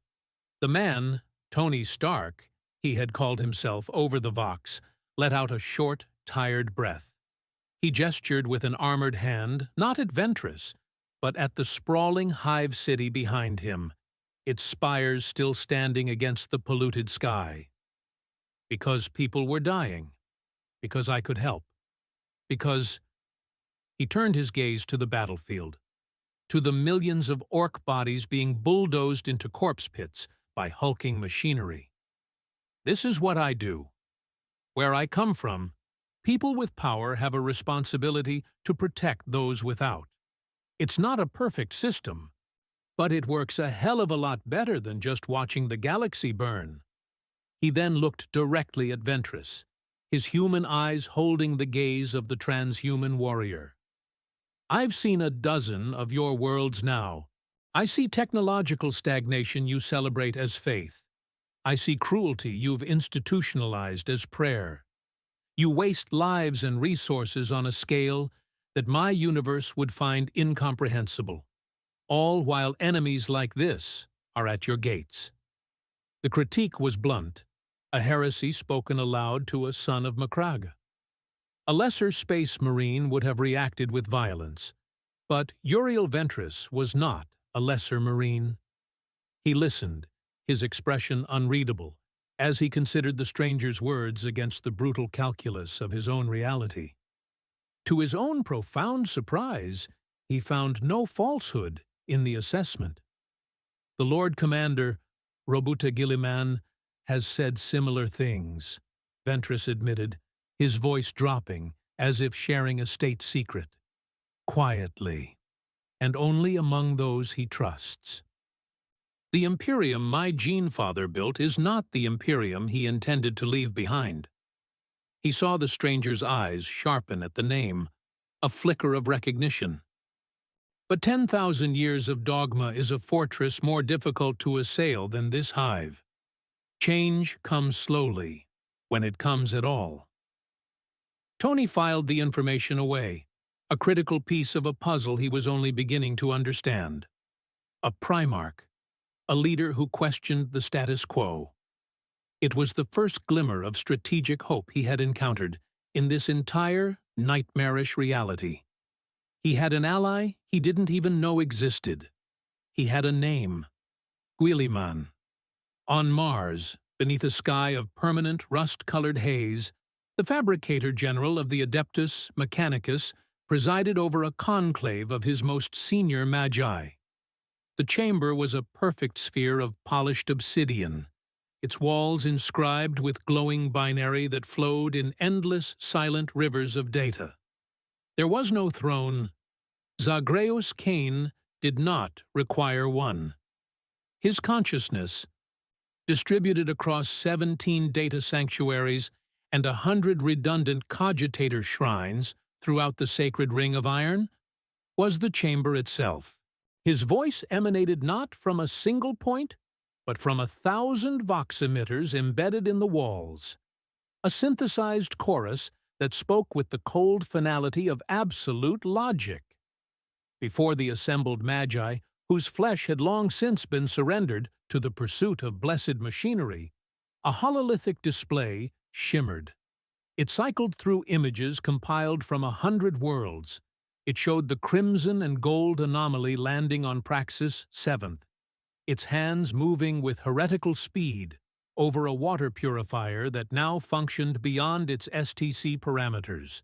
It showed the defeated Skitarii on Ferrum 7, their limbs disabled by precise energy bursts, their machine spirits silenced, but their lives spared. It showed the entity's impossible flight through an Ork fleet, its movements a blasphemous ballet of efficiency that defied all sanctioned flight patterns. Every image was a testament to a power that did not follow the rules. This entity, Kane's chorus of voices resonated, the sound devoid of all emotion, represents an existential threat to the cult Mechanicus.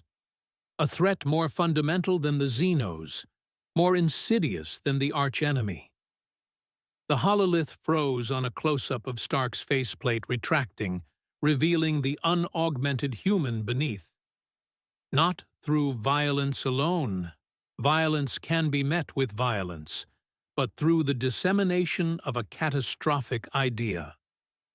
The assembled magi were motionless, save for the subtle twitching of mechadendrites and the whirring of optical sensors refocusing. Several had, in secret, analyzed the data fragments of the entity's technological miracles. They had found the designs elegant, the solutions effective, and this truth was more terrifying than any weapon. Kane's voice dropped, 1,000 speakers whispering in unison. It demonstrates that innovation works, that understanding of the physical realm can exceed the wisdom of faith, that new knowledge can be created rather than merely recovered from the past. A wave of silent binary horror rippled through the conclave. If the gifts of the Omnissiah could be enhanced by mortal hands without sanction, if a machine could be improved through logic instead of prayer, then the entire foundation of their order, 10,000 years of ritual and dogma, was built upon a lie. Their purpose would be rendered obsolete.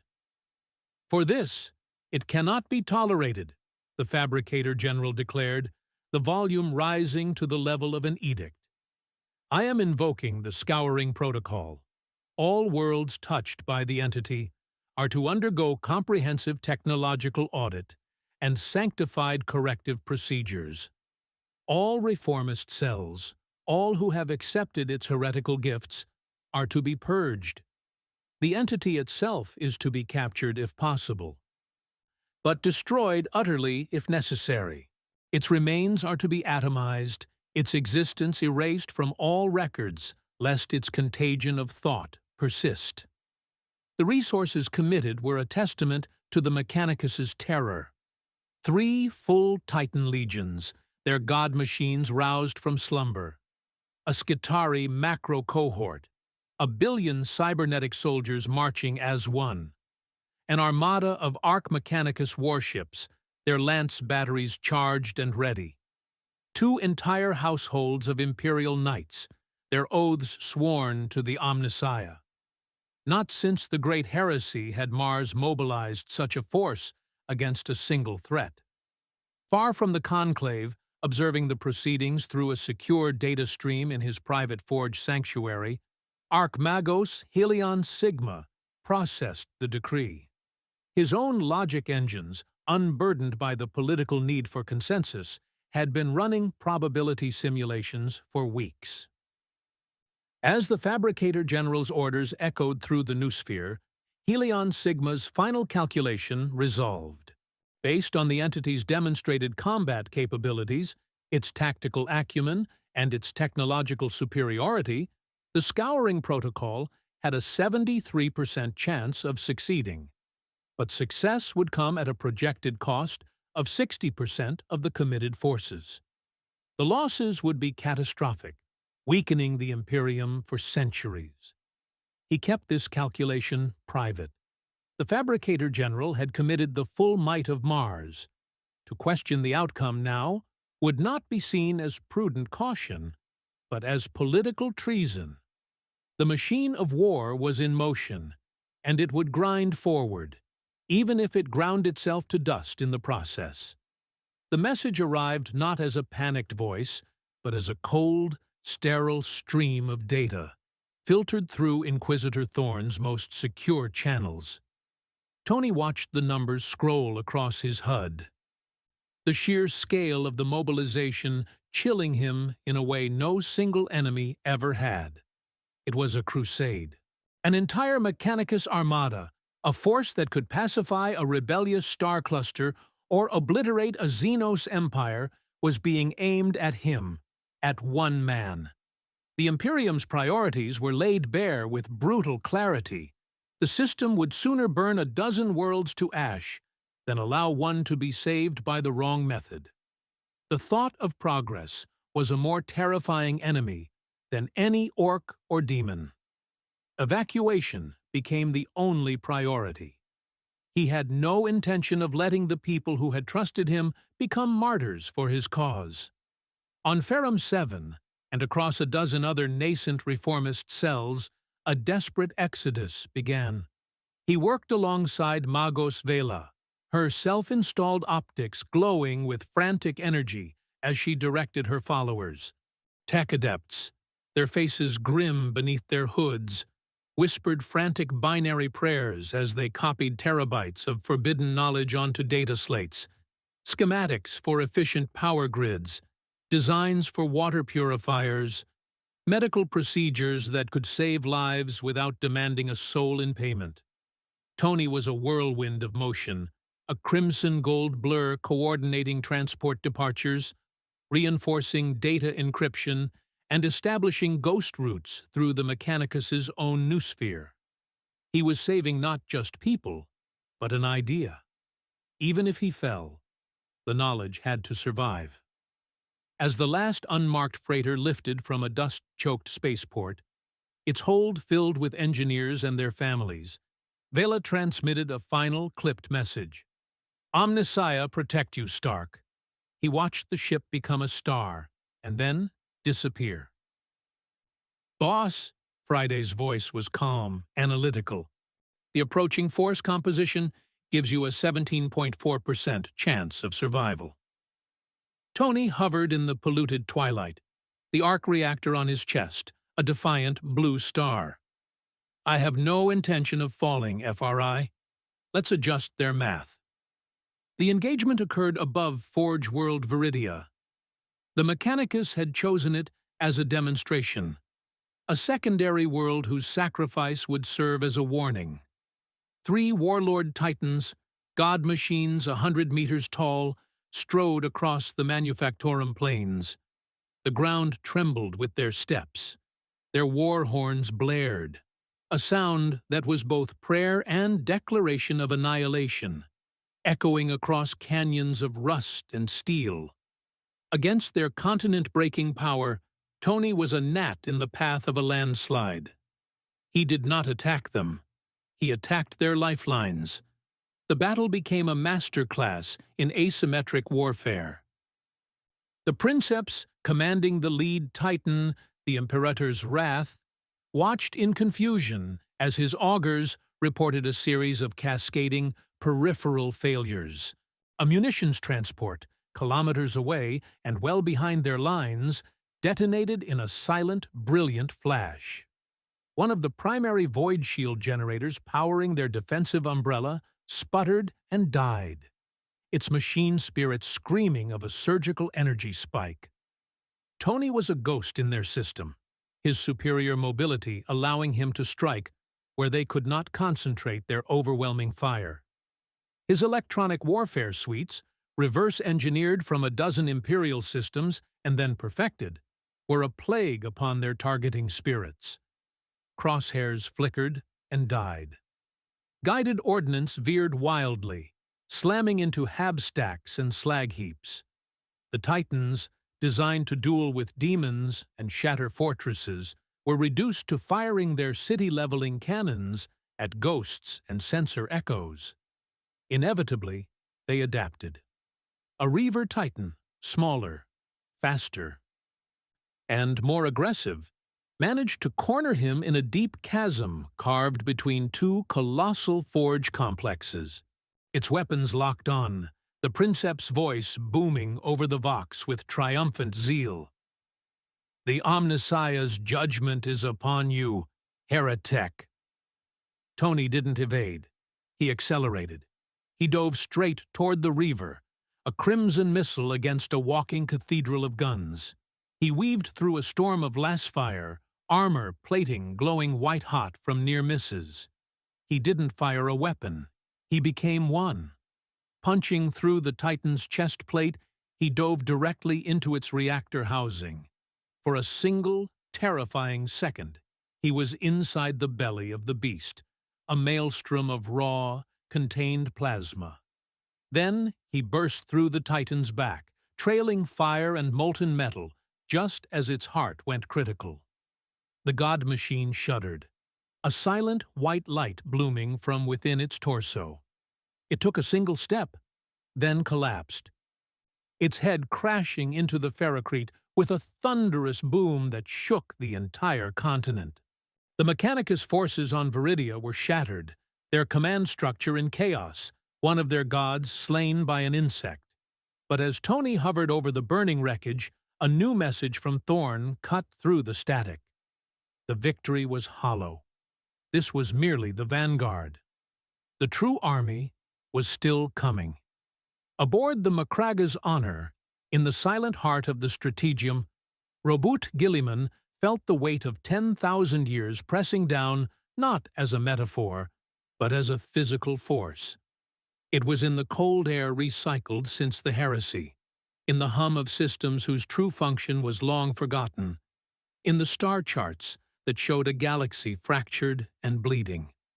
Before him, hololithic displays shimmered, streams of data painting a portrait of an impossibility.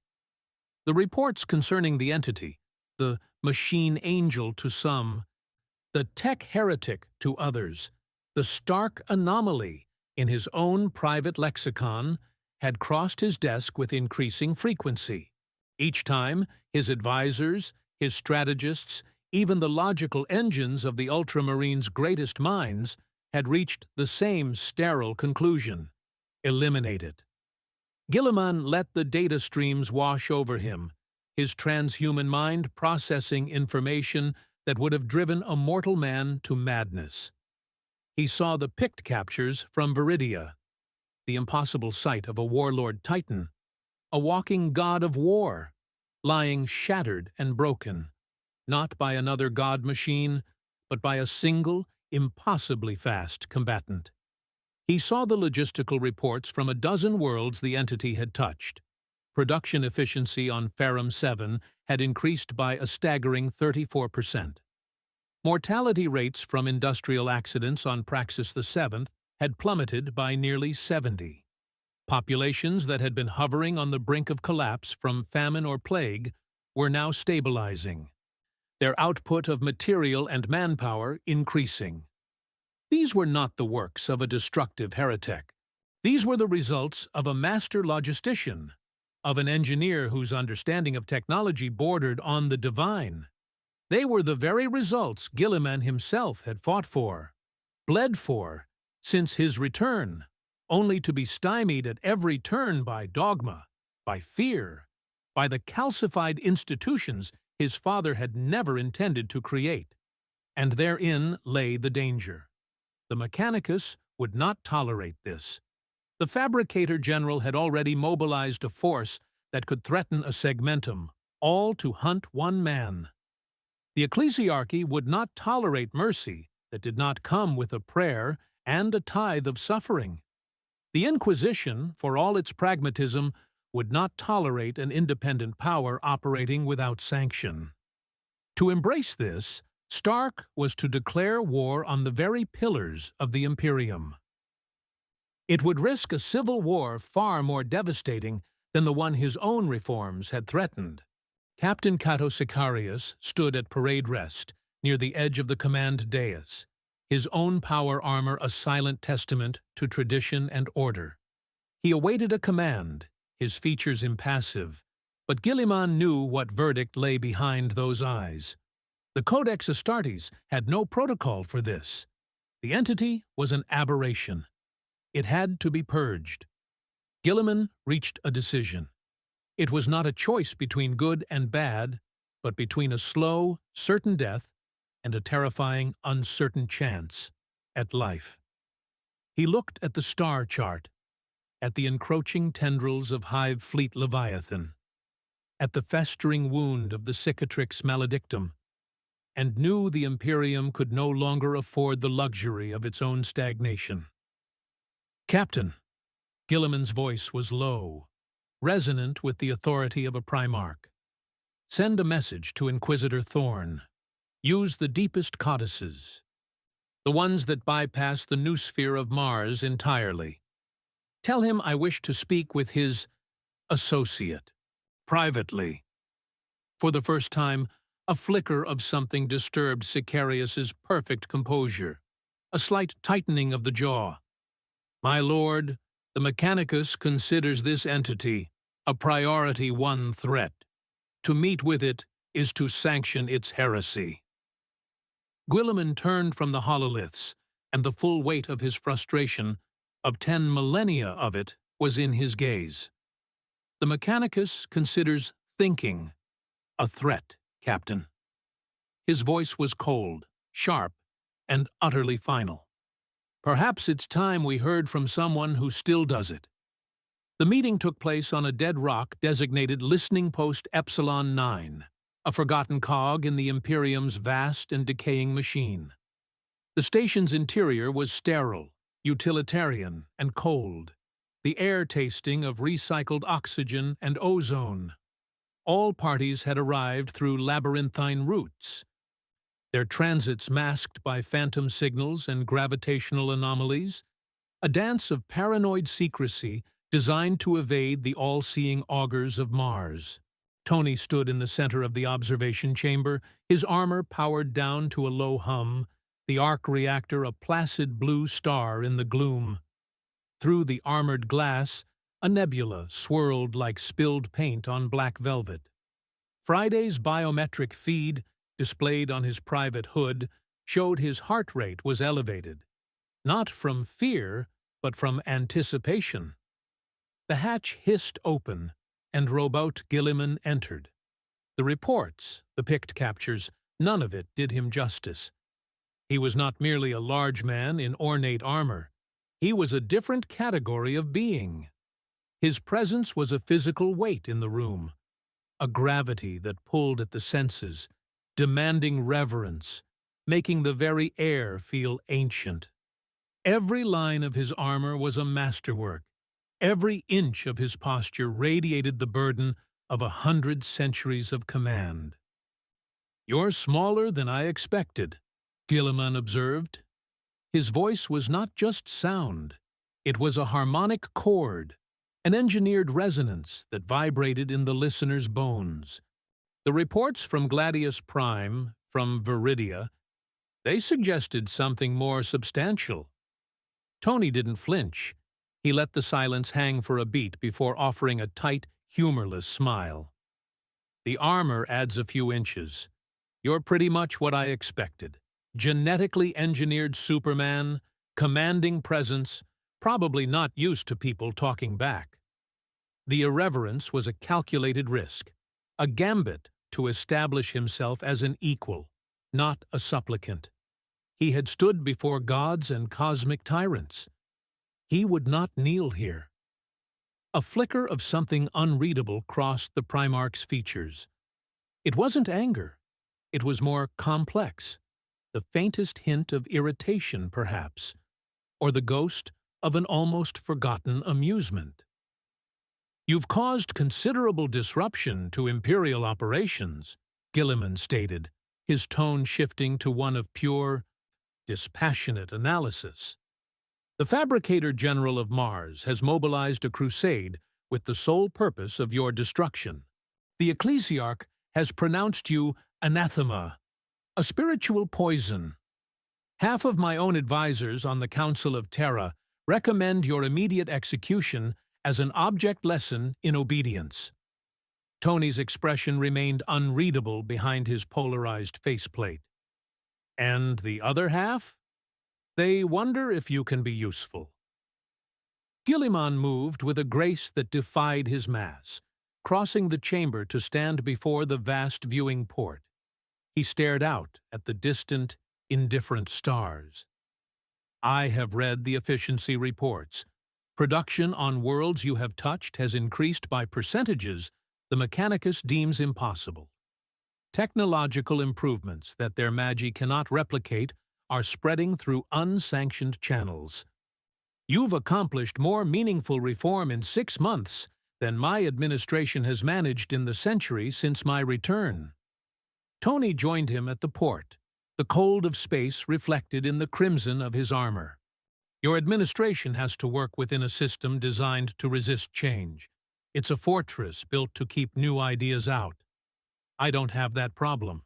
Different circumstances, not different capabilities." Guilliman's gaze remained fixed on the galaxy. "Can it scale?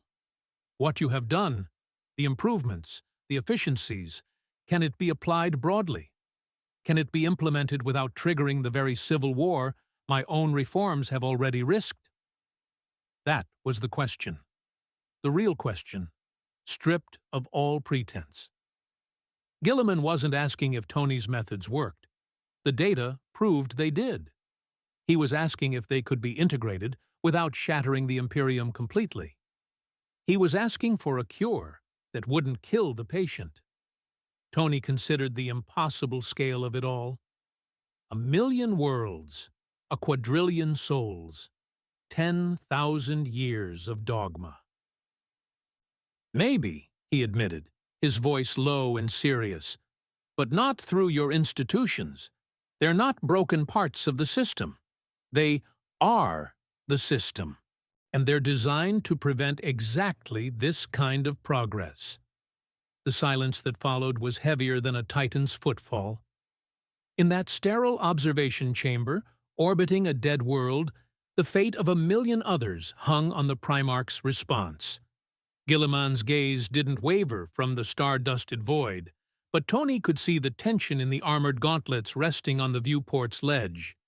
The Lord Commander of the Imperium, a being forged for order and law, was contemplating a proposal of systematic, galaxy-spanning heresy. Tony pressed his advantage, his voice dropping to the register of a man outlining a corporate takeover. You can't tear the fortress down, not without the whole thing collapsing. But you can build something new in its shadow. A parallel infrastructure. Factories that produce my designs, but their output is stamped with the seal of archaeotech recovery. Training programs that teach efficiency and critical thinking, framed as meditations on the Lectitio Divinitatus. Medical treatments that can save billions, distributed by the Missionaris Galaxia as newly discovered blessed remedies. He took a step closer, his own reflection in the armored glass superimposing over the Primarch's. You're not fighting the system. You're giving it what it wants to see, while getting what you need done. It's a distributed, covert industrial revolution, hidden in plain sight. Guilliman finally turned from the window, his blue eyes as cold and deep as the space behind him. You are suggesting I deliberately deceive my own administration, he said, each word a perfectly cut piece of granite. That I sanction lies at an institutional level. I'm suggesting you let your administration deceive itself, Tony countered, without missing a beat. The Mechanicus wants to believe they've found a lost STC fragment for a more efficient plasma reactor. Let them. The ecclesiarchy needs to believe that a new water purifier is a manifestation of the Emperor's grace. Fine. As long as the water gets purified, what does the label on the box matter? You give them the narrative they can accept. I'll give you the results you can't live without. The Primarch was silent for a long moment, the only sound the faint hum of the station's life support and the distant thrum of his own power armor. He was a creature of logic and process, and the logic of Tony's proposal was undeniable. The Imperium was a dying organism, strangling itself with the very dogma that held it together. To save it, he would have to poison it with the one thing it could not tolerate: progress. There are conditions, Guilliman said at last, his voice resonating with finality. This alliance will be a ghost. You will operate under my indirect authority, channeled through intermediaries like Thorn. You will avoid direct confrontation with Imperial forces wherever possible. Your purpose is to build, not to break. You will keep me informed of all significant developments, without exception. He paused, his gaze boring into Tony, searching for something beyond the armor, beyond the human bravado. And you will explain how you came to be here, truthfully. No more evasions. I will not build the future of mankind on a foundation of unknown variables. Tony's own posture shifted. The negotiation was over. This was a command. He took a breath, the recycled air suddenly feeling thin. He told him everything. He spoke of a different Earth, one that had never known the Emperor. He spoke of heroes, of gods and monsters, of a team called the Avengers. He described a universe where science was a tool for advancement, not a religion of preservation. He explained the quantum tunneling experiment, the impossible energies, the tearing of reality that had thrown him across dimensions. He told the story of his life, a life of genius and failure, of arrogance and sacrifice, ending in a flash of light that had stolen him from everything he had ever known. Guilliman listened without interruption, his mind, engineered to process battlefield data on a continental scale, absorbing concepts that defied 10,000 years of imperial cosmology. When Tony finished, the Primarch did not question or mock. He simply processed. "So you wish to return home," he concluded, the statement carrying a profound, almost weary understanding. Eventually, when I figure out how. Tony looked past the Primarch, out at the swirling nebula, a sight both beautiful and terrifyingly alien. Until then, he said, a spark of the old stark resolve returning to his voice, I might as well make myself useful. The work on Forge World Sigma Epsilon was, for Tony, a form of meditation. Beneath a sky permanently stained ochre by industrial exhaust, he moved with the fluid grace of a master craftsman. The planet's primary power grid was an archaic beast, a tangle of blessed conduits and sanctified relays that hemorrhaged energy at every junction. He was replacing a key distribution node, his gauntlets manipulating tools of his own design with micrometer precision. The local tech adepts watched from a safe distance, their awe warring with their terror. This was progress, clean and efficient. It felt good. It felt right. Then it began to feel wrong. It started at the edge of his vision. A flicker of cobalt blue where there should only have been rust-red metal. He turned his head, but it was gone. His suit's optical sensors registered no anomaly. A few moments later, the humming of the massive capacitors around him seemed to shift in pitch, developing a strange, lilting harmony that wasn't on any known frequency. Friday's audio analysis tagged it as an unidentifiable artifact, likely atmospheric interference. But it wasn't. The geometry of the gantry he was standing on seemed to shift. For a fraction of a second, the right angles became acute, the parallel lines converging toward a point that wasn't there. Tony stumbled, his suit's gyros compensating instantly, but the sense of vertigo lingered. A migraine bloomed behind his eyes, a feeling of immense pressure, as if his skull were being squeezed by an invisible hand. Friday. Run a full diagnostic. Check for environmental toxins, psychoactive agents, anything. Running, boss. All readings are nominal. Wait. I'm detecting a cascading error in my core logic. Something is rewriting my processes from the outside. Her voice, usually a model of calm efficiency, fractured into a chorus of distorted echoes. Then the voice came. It didn't enter through his helmet's speakers. It bypassed his ears entirely and bloomed directly within his consciousness, a thought that was not his own, vast and ancient and utterly alien. You interest me. Tony froze, every muscle tensed. The world dissolved. The forge, the adepts, the rust-colored sky, all of it peeled away, replaced by an impossible vista of shifting crystalline structures and rivers of pure, raw information. 1,000 faces, each one a different being from a different time, stared at him, their lips moving in unison, forming words that were simultaneously whispered and screamed. You believe yourself a champion of change. How delightful. How naive. Every system you improve, every life you save, every bit of stagnant order you disrupt, it all serves my purpose. You are a catalyst, a beautiful, unexpected ripple in a pond I have stirred for 10,000 years. You are already my servant. You simply have not yet accepted your new master. The psychic weight was crushing. His armor groaned, not from physical stress, but from the sheer metaphysical wrongness of the presence pressing in on it. His HUD became a screaming kaleidoscope of corrupted data, warning symbols twisting into sigils that burned themselves into his retinas. He felt his consciousness fraying, the very architecture of his thoughts being unmade and re-examined by a being for whom a mind was merely a toy.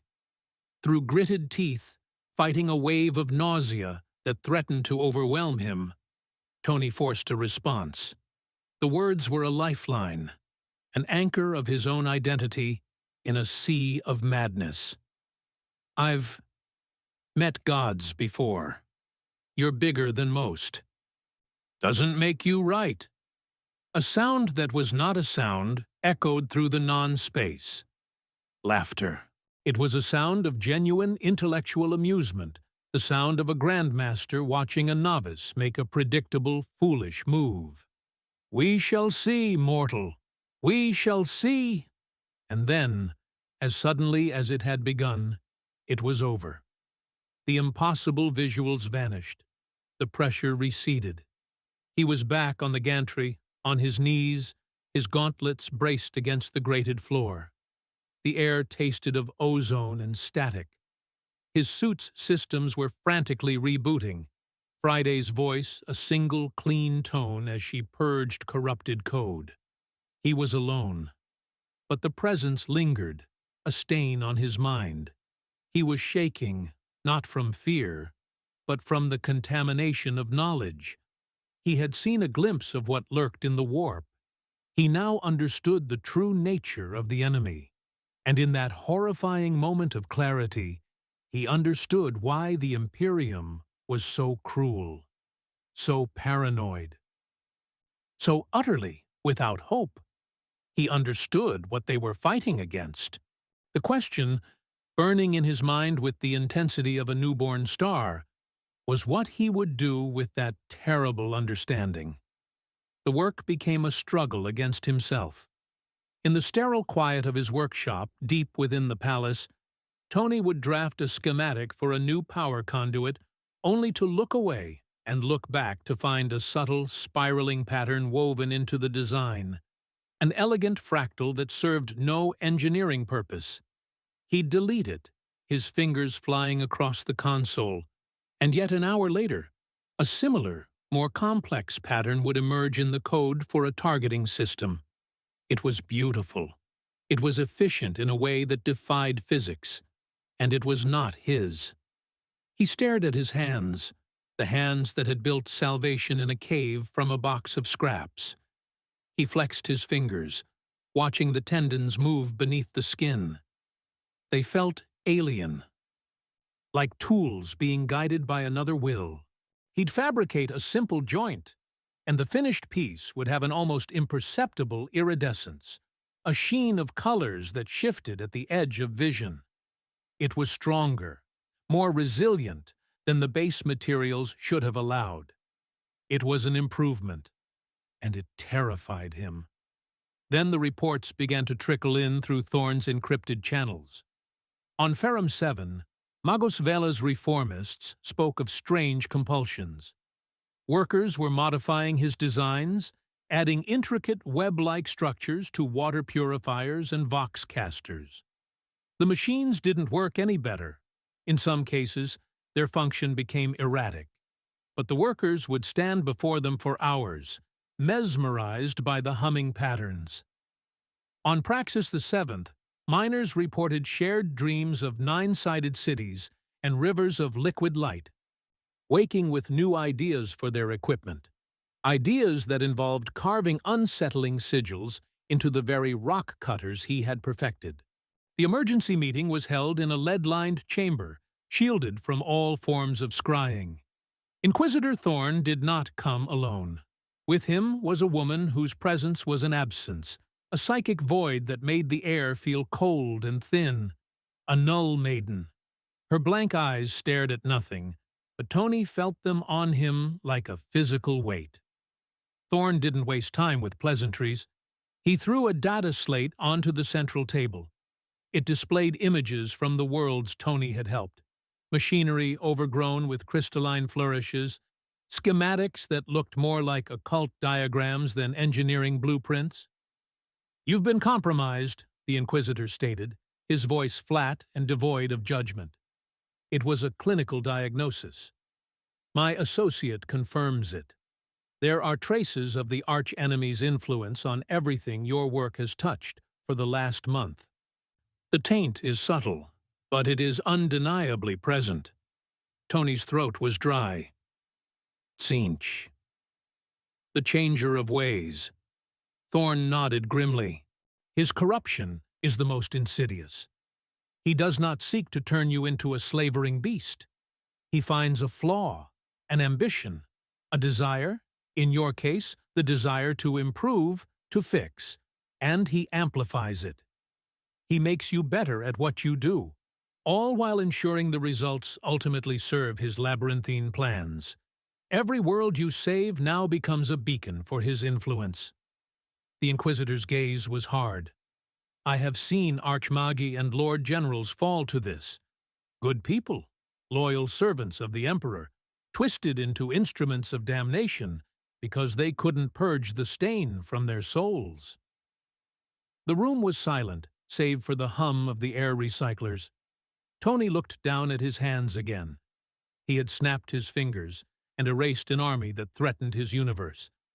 Now, those same hands were spreading a psychic plague across another.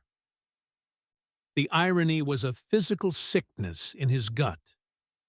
How do I fix it?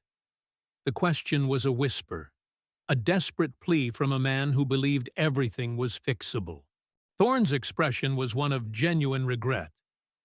You may not be able to. But the answer came not from the grim Inquisitor, but from the quiet, logical voice of his own creation.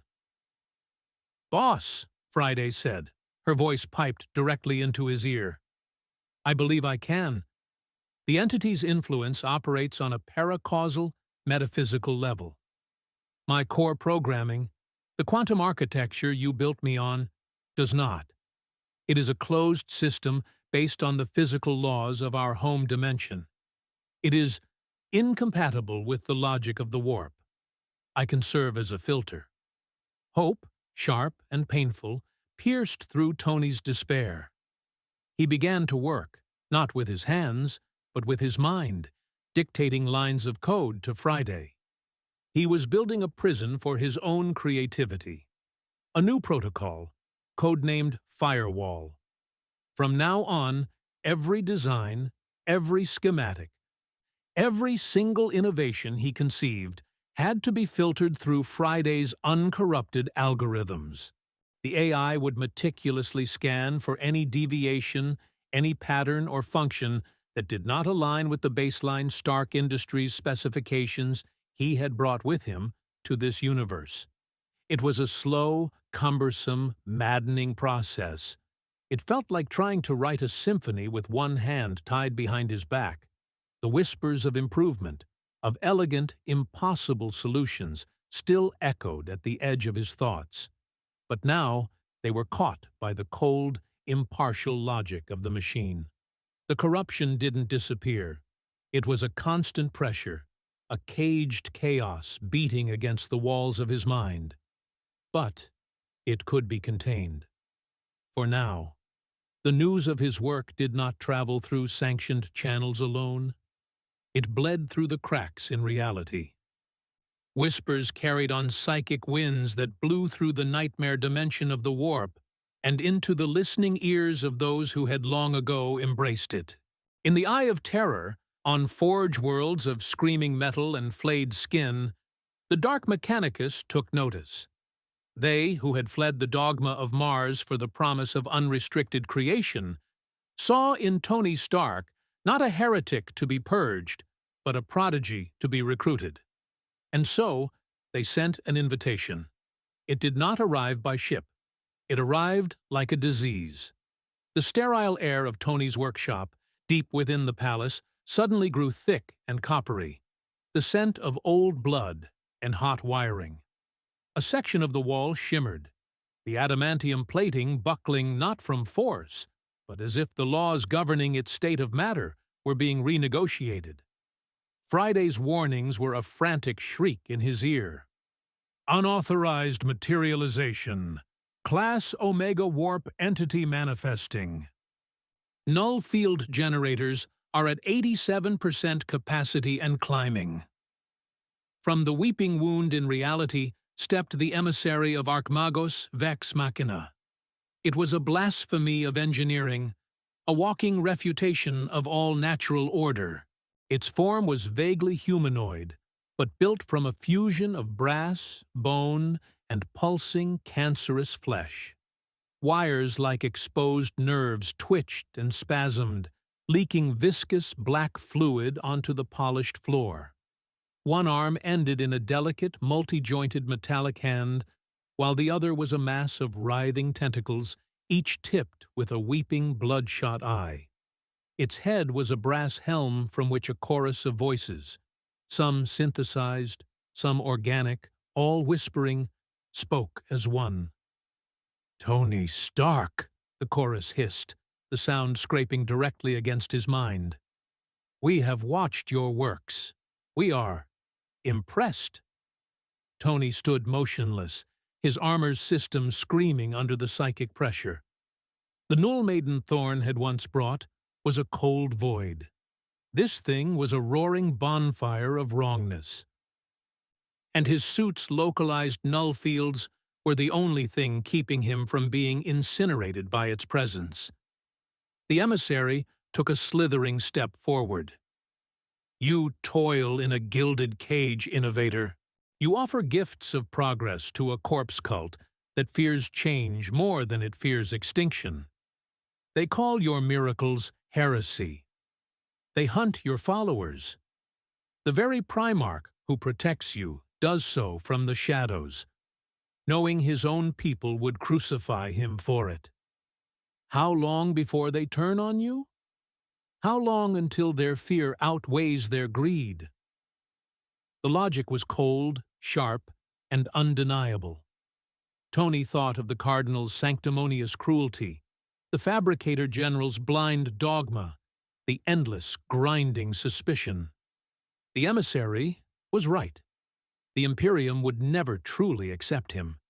He was a tool, and when his usefulness ended, or the political cost became too high, they would discard him.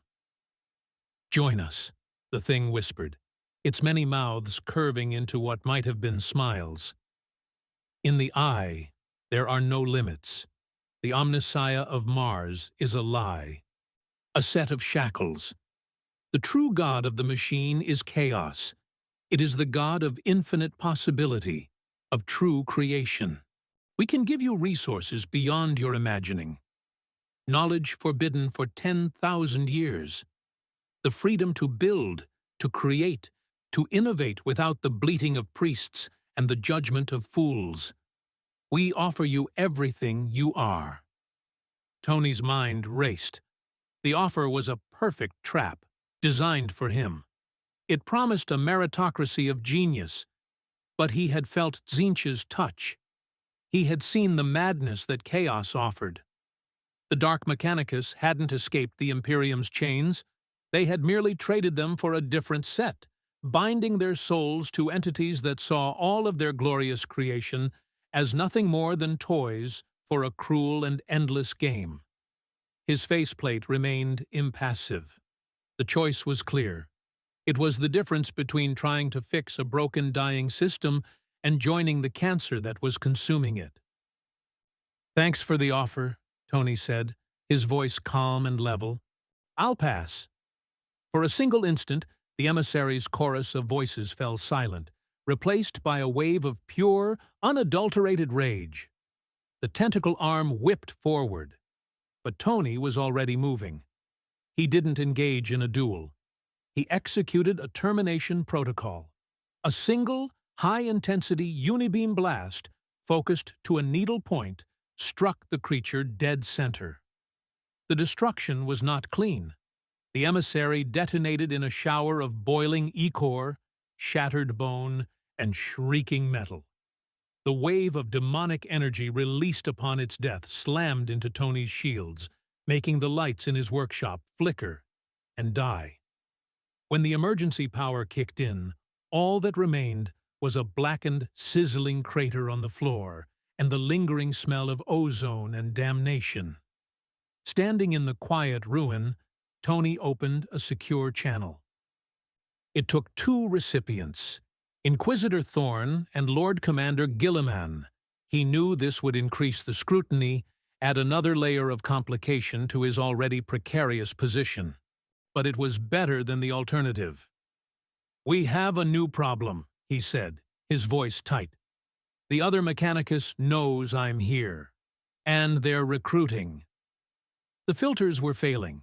It was a slow, insidious degradation that no amount of technological brute force could halt. Friday's quantum processors, designed to operate on the clean logic of a different reality, were fighting a war against an enemy that treated physics like a suggestion. The corruption wasn't a virus, it was an idea, seeping through the cracks in his firewalls, whispering in the ghost code of his own designs. Zintich's influence found purchase not in hardware, but in the abstract space between thought and creation. Tony Stark was being outmaneuvered by a concept. The desperation was a cold, solid weight in his chest, heavier than the arc reactor. He could not win a defensive war. He had to attack the source. Gilliman understood. The Primarch, for all his millennia of rigid doctrine, recognized the logic of an impossible gambit. He provided the vessel, the Kepler's Folly, an experimental scout ship whose hull was laced with psychoconductive circuitry and whose Geller field generators hummed with a strange, multi-layered resonance.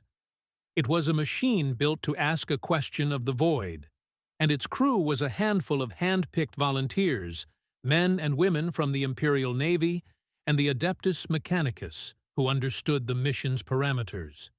They were sailing into hell, and the return trip was not guaranteed.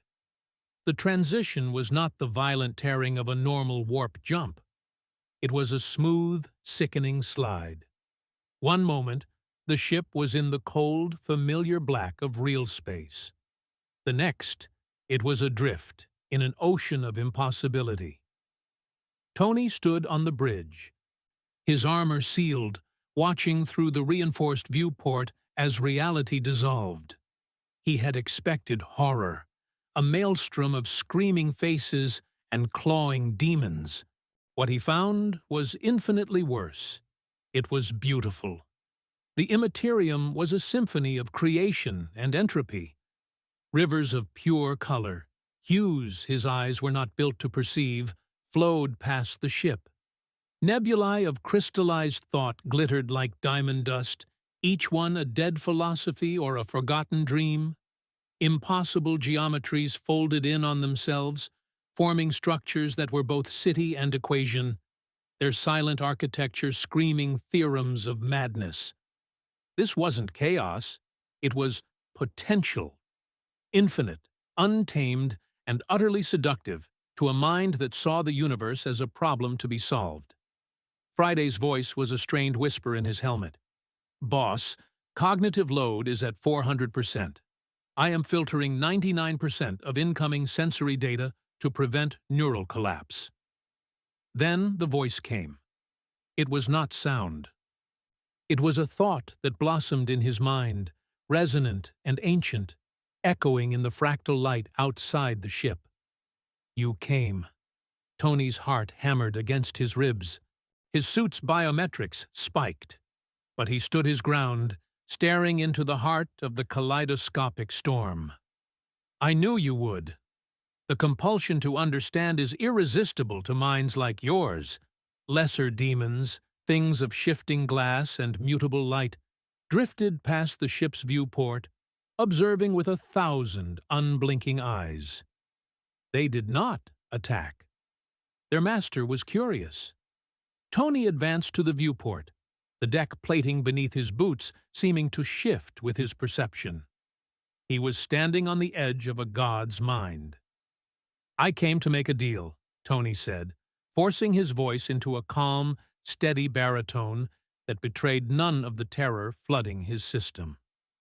The entire realm seemed to pause, the cosmic tides of color and light stilling for a nanosecond.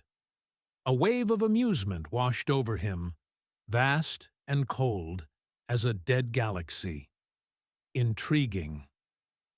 "What could a mote of dust like you possibly offer that I cannot simply take?" This was the moment. The bluff. A lie so vast, so audacious, that it had to be believable. He drew on every board meeting, every negotiation with world leaders and cosmic despots. He let a sliver of his genuine desperation leak through, seasoning the lie with the spice of truth. My universe, Tony said. My dimension. A reality your influence has never touched. Trillions of souls who have never heard the names of your brothers. An entire playground, untouched and pristine. He watched as the patterns outside the ship sharpened, their focus tightening like a lens. I can show you the way. The quantum frequencies, the energy cascade that brought me here. I can give you the key.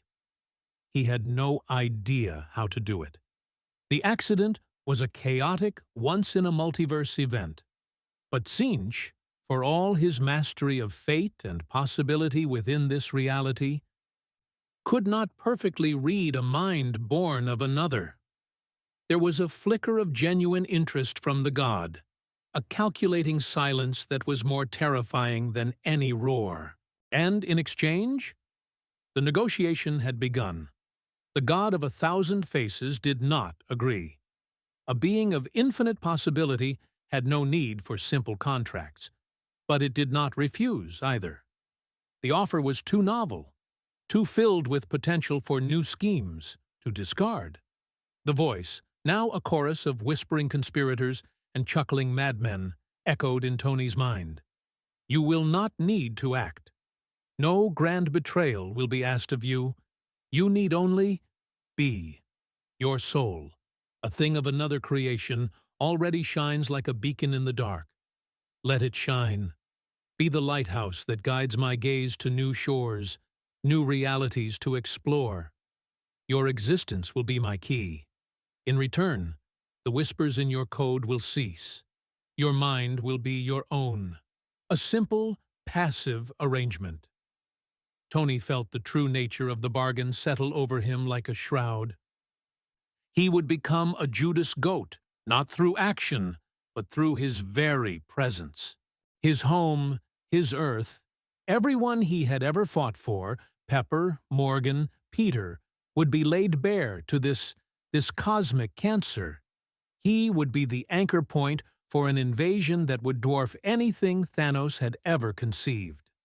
And the alternative was to let the corruption fester, to become another one of Tzeentch's puppets, his work twisted into a tool for the very damnation he fought against. His mind reeled, caught in a no-win scenario designed by a master of the craft. Then a new voice cut through the psychic static. It was faint, logical, and achingly familiar. Boss, I'm detecting a fundamental dissonance. Friday's tone was strained, her processes fighting against the warping influence of the immaterium. The energy signature of the entity. It is incompatible with the residual frequencies of the Mind Stone fragment in my core architecture. It's not just a resistance, it's a quantum-level rejection, a null-state interaction. A fragment, a sliver of infinity he had integrated into Friday's matrix years ago, a failsafe, a ghost of a god in his machine. In his own universe, its power was a whisper. Here, in a reality defined by psychic energy, it was a shield. An idea sparked in Tony's mind, a desperate, terrible, brilliant gamble. Friday, he commanded, his voice raw. Can you amplify it? Can you turn that rejection into a weapon? The power requirements would be absolute, boss. It would mean shunting the suit's entire output directly into my core. If my quantum stabilizers fail, the resulting cascade would... Do it! Tony slammed his gauntleted hand against the primary power conduit on his chest plate. The arc reactor's steady blue glow flared, turning a brilliant, angry white. Energy, raw and untamed, flooded from the heart of his suit, not into his weapons or shields, but inward, into the consciousness of his AI. Alarms screamed inside his helmet as every system redlined. The world outside the viewport dissolved into a blur of agonizing light, as, from within the Iron Man armor, a new sun began to dawn. It was not the chaotic, shifting light of the warp, but a clean, pure, golden radiance, the light of a different creation, the light of a fundamental constant. Tzeentch recoiled. It was not an expression of pain, but of profound, utter shock. For the first time in millennia, the Changer of Ways encountered something that was not a variable. It was an absolute. The golden light emanating from the mortal's armor did not just push back against the warp. It unmade it, erasing the impossible energies with the cold, hard logic of a superior physics. The god's voice, for the first time, was a single unified whisper of disbelief. What? Are you? Tony's face, bathed in the combined light of his arc reactor and the soul of his AI, split into a grin of pure, defiant exhaustion. It was a smile visible even through his faceplate. I told you. Just a man in a suit. He took a staggering step forward, the golden light flaring. But it's a really, really good suit. The extraction was not a jump. It was an explosion. The Kepler's folly was ripped from the immaterium as if by a physical hand, thrown back into real space with a violence that tore metal and broke men. The ship screamed as its hull buckled and its systems failed. Two of the crew, caught at the epicenter of the dimensional shear, did not survive the transition. But the vessel held, and inside his battered armor, Tony Stark fell to his knees, his systems dark. The golden light faded. The corruption was gone, burned away by a fire older than chaos itself. He was alone in his own mind again, left with nothing but the silence, the pain, and the cost of his victory. The weeks that followed were a study in silence. The roaring chaos of the warp was gone from Tony's mind, scoured away by a fire from another creation. In its place was a quiet so profound it was almost deafening. His suit, battered and scorched, underwent constant repair. His body, pushed to its absolute limit, slowly mended under the care of Imperial medici who regarded his physiology with a mixture of awe and suspicion. The victory in the immaterium had cost him, but it had also hardened him. He was clean. He was focused. And he was waiting for the other shoe to drop. It arrived not with a bang, but with a sealed astropathic message bearing the personal sigil of the Lord Commander of the Imperium. The summons was simple, direct, and carried an authority that could not be refused. He was to come to Terra. The journey to the heart of the Imperium was an education in decay. From orbit, Terra was a single, world-spanning city of light, a jewel of civilization. But to descend through its atmosphere was to plunge into a tomb. Tony watched through his transport's viewport as humanity's cradle revealed itself to be a planet-sized monument to stagnation. Spires of Gothic cathedrals, impossibly vast, clawed at a sky choked with the exhaust of 1 billion industries and the pyres of the faithful. His sensors registered an entire continent dedicated to nothing but administrative processing, mountains of vellum and data slate containing records no one would ever read, processed by armies of scribes who would live and die in the same cavernous hall. It was the waste that struck him most, the sheer galactic-scale inefficiency. It was an empire drowning in its own bureaucracy, choking on its own faith. His escort did not take him to the public sections, not to the plazas teeming with millions of pilgrims crawling on bloodied knees. They bypassed the grand halls of the Senatorum Imperialis and descended. Deeper and deeper they went into the restricted heart of the Imperial Palace. The air grew colder, heavy with the scent of ancient ozone and the palpable weight of 10,000 years of vigilance. Golden-armored custodians, silent as statues and twice as imposing, watched their passage, their eyes holding no warmth, only judgment. They passed through blast doors thick enough to withstand orbital bombardment, into chambers that had been sealed since the Horus Heresy, their very existence a secret known only to a handful of beings in the entire galaxy. Finally, they arrived. Guilliman stood before a set of adamantium gates that dwarfed even him, and with a gesture, they parted. The chamber beyond was a cathedral of machinery, a web of golden conduits and humming archaeotech that defied comprehension. And at its center, enthroned upon a device of impossible complexity, sat the Emperor of Mankind. Tony's breath caught. His sensors screamed, overwhelmed by energy readings that defied physics and psychic emanations that felt like a star collapsing in his mind. The figure on the throne was a withered husk, a skeletal form lost within a network of cables and life support umbilicals. Yet from this dying corpse, a light blazed, a psychic beacon that held the darkness of the galaxy at bay. Around the throne's base, Tony saw the truth of the sacrifice. Thousands of psychers, their bodies racked with agony as their souls were siphoned away, fuel for the dying fire. This is what we fight for. Guilliman's voice was a low rumble, heavy with a desperation that spanned millennia. Every war, every tithe, every atrocity, all to maintain this fragile light. It was meant to be a temporary measure, a bridge to my father's true project. But the project failed. The bridge became a prison. And now, after 10,000 years, it is failing. Tony's mind, a problem-solver's mind, pushed past the horror. Friday's data streams filtered through his own consciousness, analyzed the Golden Throne not as a holy relic, but as a machine.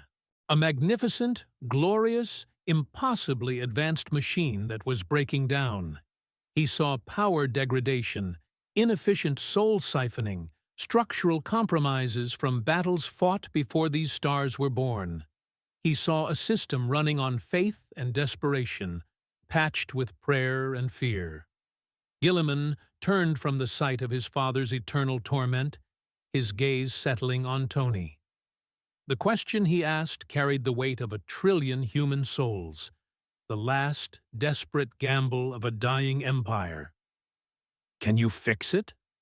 Tony Stark stared at the dying god on his throne of failing gold, at the accumulated misery of 10,000 years made manifest. He stared at the impossible problem at the heart of a nightmare galaxy. I don't know, he said, his voice quiet but clear in the echoing chamber. But I'm going to try. By direct authority of the Primarch, Tony Stark was given a domain in the deepest, most forbidden sanctum of the Imperial Palace. It was less a workshop and more a gilded cage, a cavernous chamber carved from the bedrock of Terra itself, where the air tasted of cold stone, sanctified ozone, and 10 millennia of fear. His every move was observed. The Adeptus Custodes stood in the shadows, silent monoliths of gold and crimson, their guardian spears held at a casual rest that promised instant, overwhelming violence. They did not speak. They did not move. They simply watched, their eyes burning with the cold light of judgment, waiting for the single misstep that would justify his obliteration. His assistants were a conclave of tech priests, assigned by Guilliman and led by a senior magos named Deltrian. They were not collaborators. They were wardens of doctrine. Before touching a single diagnostic tool, they would anoint it with sacred oils and chant litanies in sputtering binary. They moved with a ritualized stiffness, their faith a constant impediment to the efficiency Tony craved. The project began not with innovation, but with a grinding, agonizing process of navigating dogma. The Golden Throne itself was a problem of impossible scale. Tony's diagnostics, displayed on his helmet's internal view, painted a picture of cascading system failure.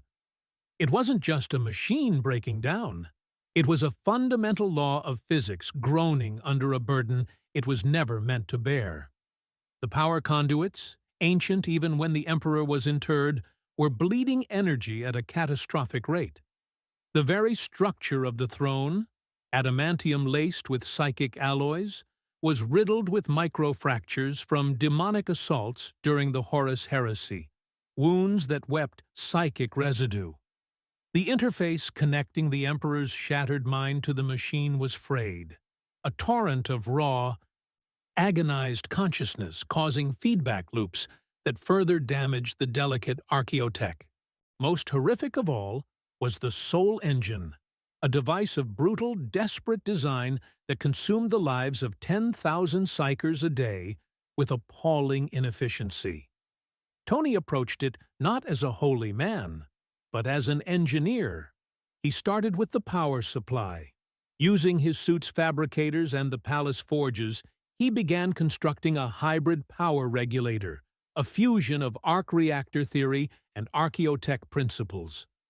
It was a device that could condition and stabilize the raw, volatile energy the throne drew from geothermal vents and other, more esoteric sources.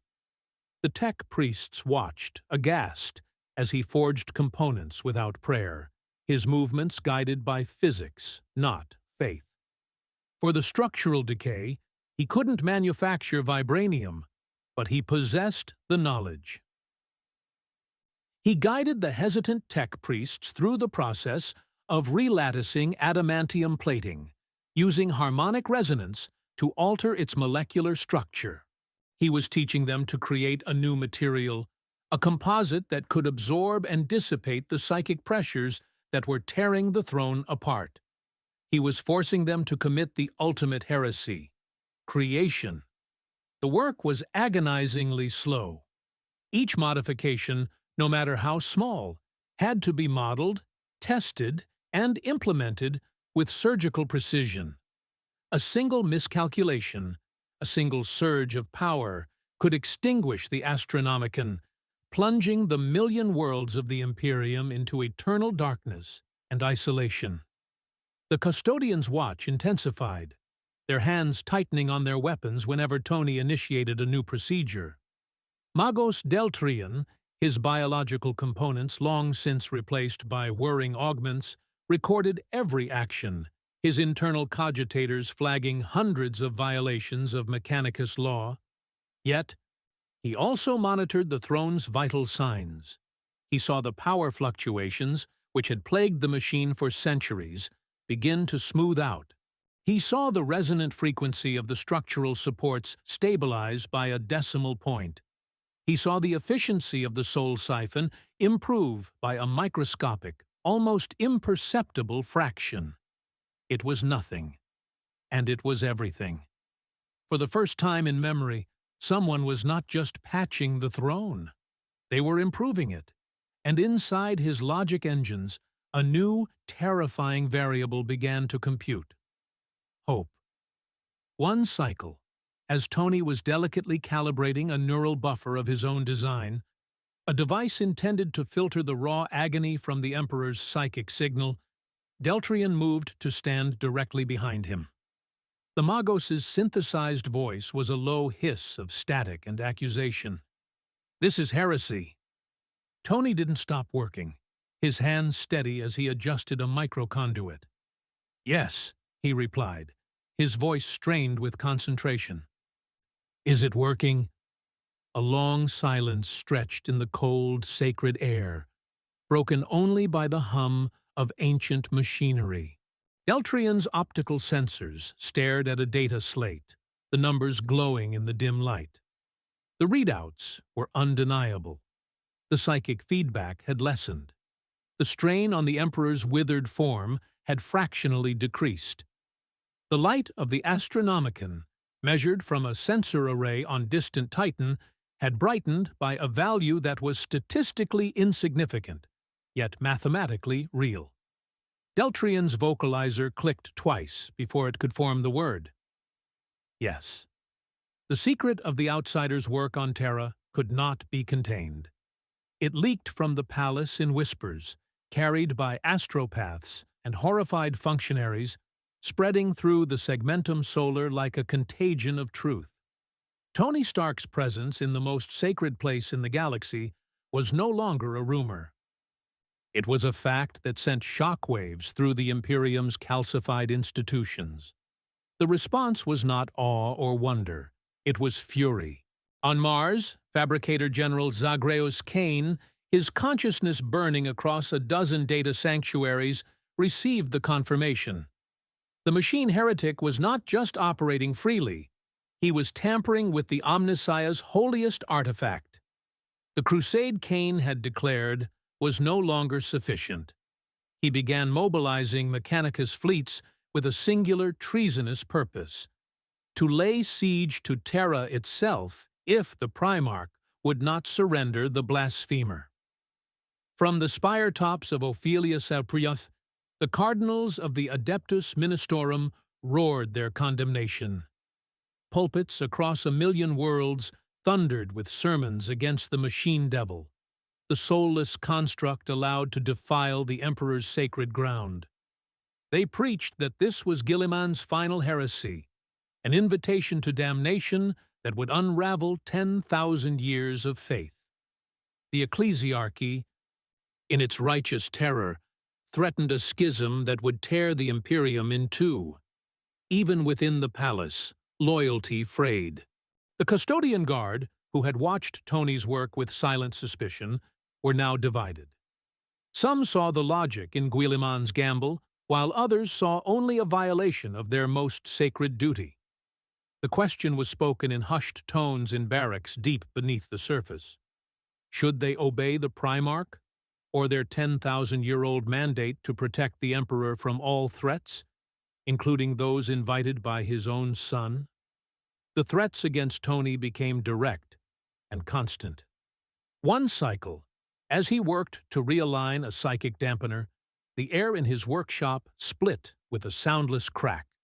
A hypervelocity round, fired from a Vindicare temple miles away, slammed into the space where his head had been a nanosecond before. It never reached him. A shimmering blue field.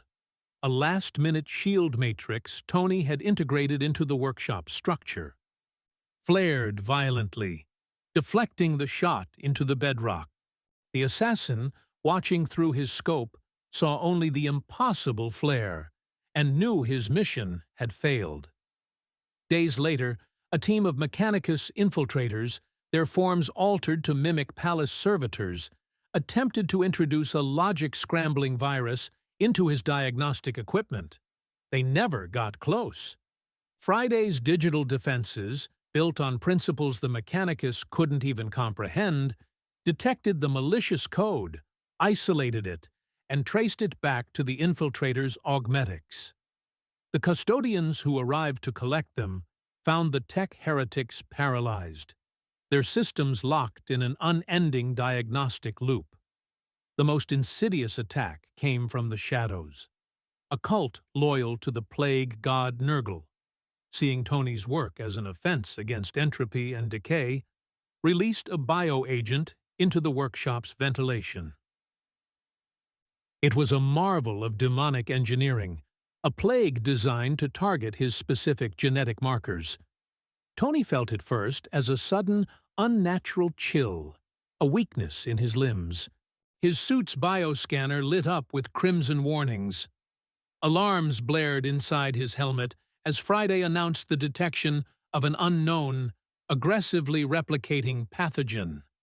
The suit's medical systems went into overdrive, flooding his body with a cocktail of immunizing agents and nanites that fought the plague cell by cell.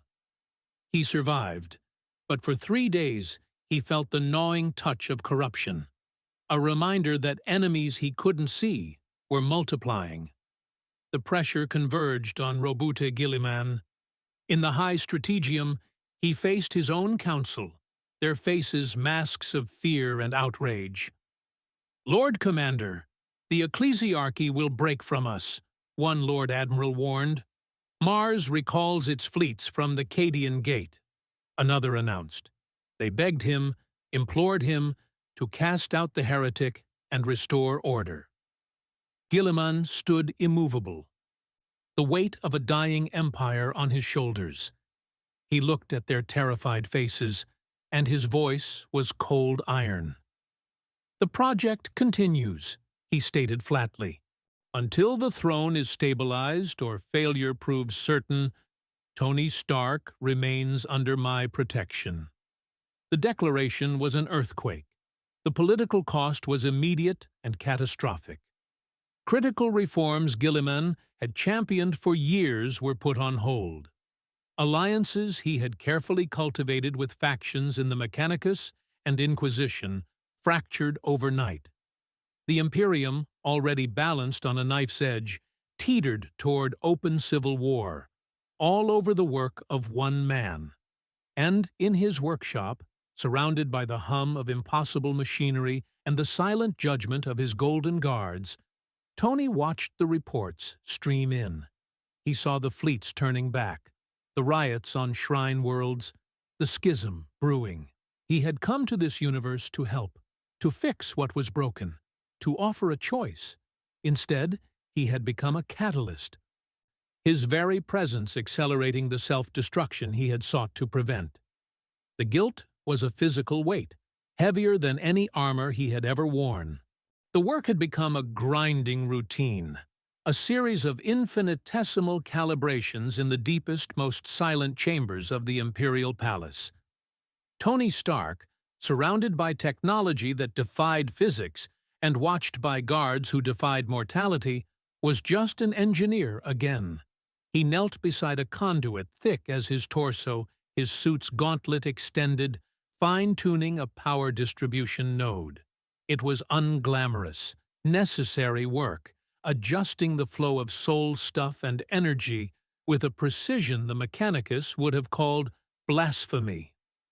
The air was cold, tasting of ancient stone and ozone. Around him, the hum of his own arc reactor was a familiar comfort against the oppressive psychic weight of the Golden Throne. Then, the ambient pressure changed.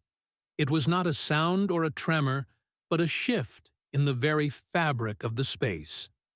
Friday's readouts flickered. Not with alarms, but with data that had no category. The throne's psychic output, a constant, roaring ocean of agony and effort, had just focused. It had formed a coherent, impossibly narrow beam, and it was aimed directly at him. Tony froze, his hand hovering over the conduit. This wasn't a power surge. This wasn't a malfunction. This felt like someone looking at him. A thought, not his own, bloomed in his mind. It bypassed his ears, his helmet's audio pickups, and Friday's translators, planting itself directly into his consciousness. It was a block of pure concept, cold and vast. "They fear you." Tony jolted, stumbling back a step. The thought was ancient, layered with a million other echoes of command and sorrow. His own mind, a fortress of logic and ego, reeled from the intrusion.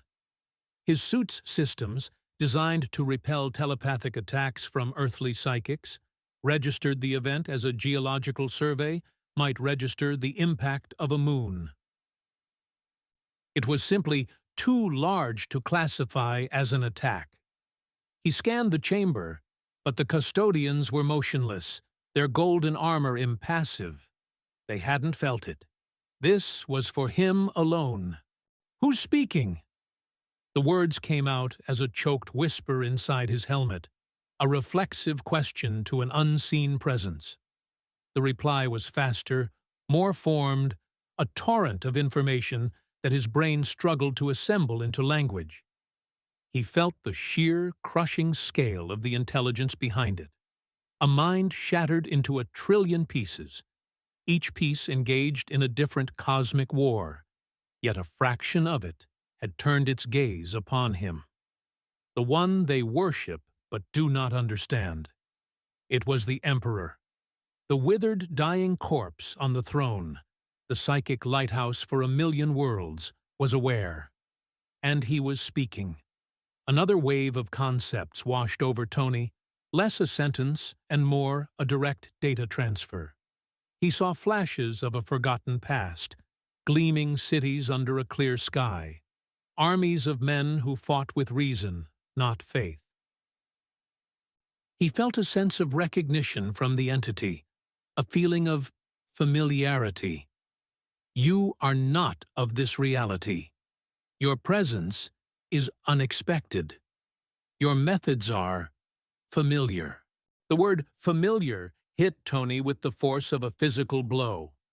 The Emperor didn't see heresy. He saw science. He saw engineering born from understanding, not superstition. He recognized the principles of the dark age of technology, the very methods he himself had once used to build this empire before it all curdled into religion. For 10,000 years, the Mechanicus had prayed to machines. Tony Stark had simply asked them to work, and the Omnissiah, it seemed, had noticed the difference. The project was not a guess. It was not a desperate gamble. It was the correct course of action. The throne can be improved. I have seen it. But the cost. The connection fractured. The immense presence snapped away, its attention violently ripped back to the 1,000 other fronts it was fighting. The psychic pressure vanished, leaving a ringing silence in the cold reality of the chamber. Tony was left on his knees, breathing heavily, his biometrics flashing red across his HUD. The cost. What cost? The thought hung in the air, a final, chilling question. He pushed himself to his feet, a new fire burning in his chest, extinguishing the guilt that had been gnawing at him. The fleets could turn, the cardinals could preach, the assassins could try. It didn't matter. He wasn't just working for Guilliman anymore. He had just received his commission from the master of mankind himself. He turned back to the conduit, his movements no longer just routine, but filled with a terrible, absolute purpose. He had a job to do, and now he had to finish it before the galaxy tore itself apart to stop him. In the eye of terror, patience, a virtue cultivated over 10,000 years of hatred, finally broke. Abaddon, the despoiler, war master of chaos and heir to Horus's failure, had watched the anomaly's progress with a cold, growing dread. This Stark was not a warrior to be bested, not a general to be outmaneuvered. He was a disease, a poison of progress and efficiency injected into the decaying heart of the Imperium. If the corpse on the Golden Throne was stabilized, if humanity's technological stagnation was reversed, the long war was lost. The slow, grinding attrition that was Chaos's greatest weapon would become meaningless. The despoiler would not allow it. He had waited millennia for the Imperium to rot from within. He would not see it healed by an outsider's meddling. The Black Legion struck not at a distant sector, not at a symbolic fortress, but at the throat of humanity itself. They struck at Terra. The assault was a nightmare given form, a symphony of damnation on a scale unseen since the heresy. Warp storms tore open across the Sol system like festering wounds, bleeding raw immaterium into the void. From these rifts spilled a legion of horrors. Above the red dust of Mars, demon engines, screaming amalgams of tortured metal and bound spirits, materialized to challenge the Titan legions of the Mechanicus. In the cold dark between worlds, the Imperial Navy met the Chaos fleet, and the void was lit by the death of 1,000 ships. The traitor legions, united under the despoiler's banner for the first time in centuries, poured through the gaps in reality, their numbers a tide of corrupted ceramite and unending malice. Terra's defenses, the most formidable in the galaxy, buckled under the sheer, concentrated ferocity of the attack. On the vast walls of the Imperial Palace, Dorn's sons, the Imperial Fists, met the onslaught with grim determination, their bolters answering the roar of the World Eaters. The gilded ranks of the Adeptus Custodes held the inner sanctums, their guardian spears reaping a bloody toll, but their lines thinning against an infinite horde. Deep within the palace, in the silent workshop that had become his world, Tony Stark watched it all unfold on shimmering hololithic displays. He was not a general, but his mind processed the conflict with a cold, terrifying precision. Friday's algorithms mapped force dispositions, calculated casualty rates, and projected assault vectors. A pattern emerged, chilling and undeniable. The attacks were not random. The breaches were not opportunistic. The main thrust of the invasion, the spear tip of Abaddon's entire force, was bypassing secondary targets, ignoring easier victories. Every vector, every flanking maneuver, every teleport strike converged on a single, impossibly specific coordinate. They converged on the chambers beneath the throne. They converged on him. "They're not trying to take the palace," he said, his voice quiet in the echoing chamber. "They're coming for me. Abaddon knows what I'm building." A crackling Vox transmission cut through the low hum of his systems. It was Gilliman, his voice strained over the cacophony of a world at war. The Primarch was commanding the defense from the Strategium, but his words were for Tony alone. "Your analysis is correct.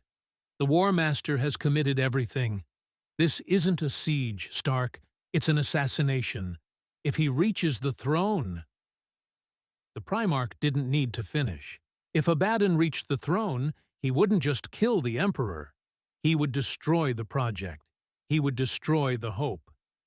Tony looked at the hololith, at the icon representing the despoiler himself, carving a path of destruction through legions of defenders, moving inexorably closer.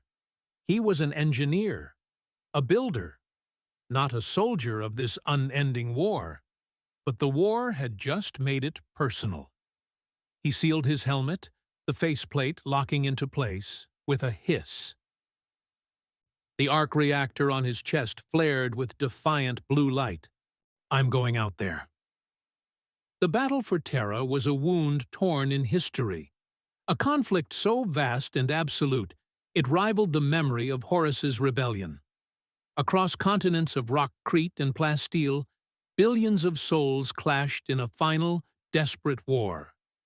The sky burned with the exhaust of falling drop pods and the lancing fire of orbital defense platforms. Legions of traitor Astartes, demonic cohorts, and screaming cultist hordes threw themselves against the walls of the Imperial Palace, a tide of damnation seeking to drown humanity's last light. It was at the Eternity Wall, where the defenses had finally been breached, that Tony Stark entered the fray. He descended like a crimson bolt of judgment into a maelstrom of blood and brass.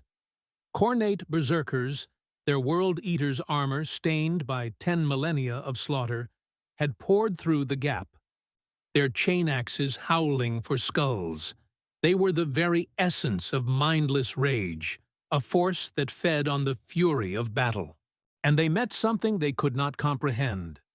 Tony's armor, now a masterpiece of two universes, moved with a fluid lethality that was alien to the stolid brutality of the 41st millennium.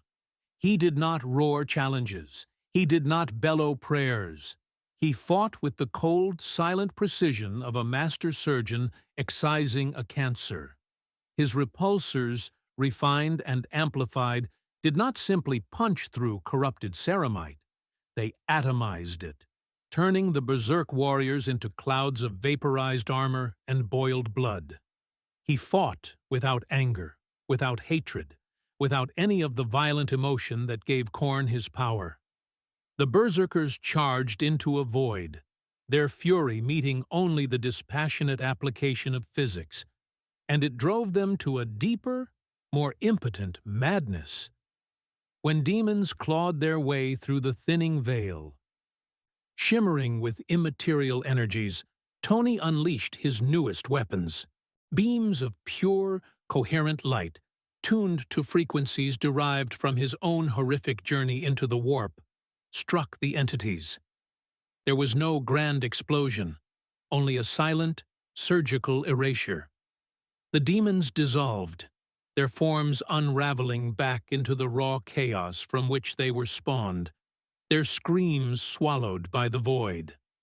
Nearby, a squad of grey knights, themselves masters of banishment, paused in their own desperate fight, their silver helms turning to witness a heretical machine accomplishing their sacred duty with an efficiency that was both terrifying and unbelievable. But the enemy was an ocean. For every berserker he disintegrated, 3 more clambered over the rubble of their fallen brother. For every demon he unmade, another took its place, its claws hungry for mortal flesh. The battle was not a duel. It was an act of attrition against infinity. He fought for hours that bled into days, a tireless engine of destruction holding the breach almost single-handedly. Friday's voice was a calm counterpoint to the madness, reporting shield integrity, weapon temperatures, and the steady, alarming drain on his power core. He made desperate, split-second dashes to the emergency recharge stations Guilliman's forethought had provided, gilded conduits hastily jury-rigged to the palace's ancient power grid. He would dock for mere seconds, drawing a torrent of energy before launching himself back into the meat grinder. The breaking point arrived not as a failing system or a depleted core, but as a shadow falling over the battlefield. A new presence, so vast and malevolent, it silenced the mindless roar of the horde. Through the tide of lesser monsters, a single figure carved a path of absolute annihilation. It was Abaddon. The despoiler himself had taken the field. He was a monument to 10,000 years of hatred, a towering giant in Baroque black and gold Terminator armor. In one hand, he wielded the talon of Horus, its stormbolter spitting death. In the other, he held the demon sword Drachnion, a blade that screamed with the voices of 1,000,000 devoured souls. He did not join the chaotic scrum at the wall. He moved with chilling purpose, his every step crushing the bodies of friend and foe alike, his path cutting a straight, undeniable line through the heart of the battle. He was heading for the inner sanctums, toward the Golden Throne, toward Tony. Their confrontation took place in the Plaza of Unity, a graveyard of giants. The shattered remnants of Primarch statues, toppled 10 millennia ago by Horus's own cannons, lay like fallen gods in the dust. Between the rubble of Dorn's stony hand and the crater where Sanguinius's monument once stood, Tony Stark landed. A flash of crimson and gold, he was a barrier of impossible technology standing between the War Master and the palace gates. For a moment, the chaotic din of the siege seemed to quiet around them, 2 focal points in a war that spanned a solar system. Abaddon stopped. The psychic pressure radiating from his form was a physical force pressing down on the very air, making it thick with malice. He regarded the lone figure, his helm's optics glowing with cold fire. "You are the outsider," the despoiler rumbled, his voice a fusion of amplified vox and the chilling resonance of the warp.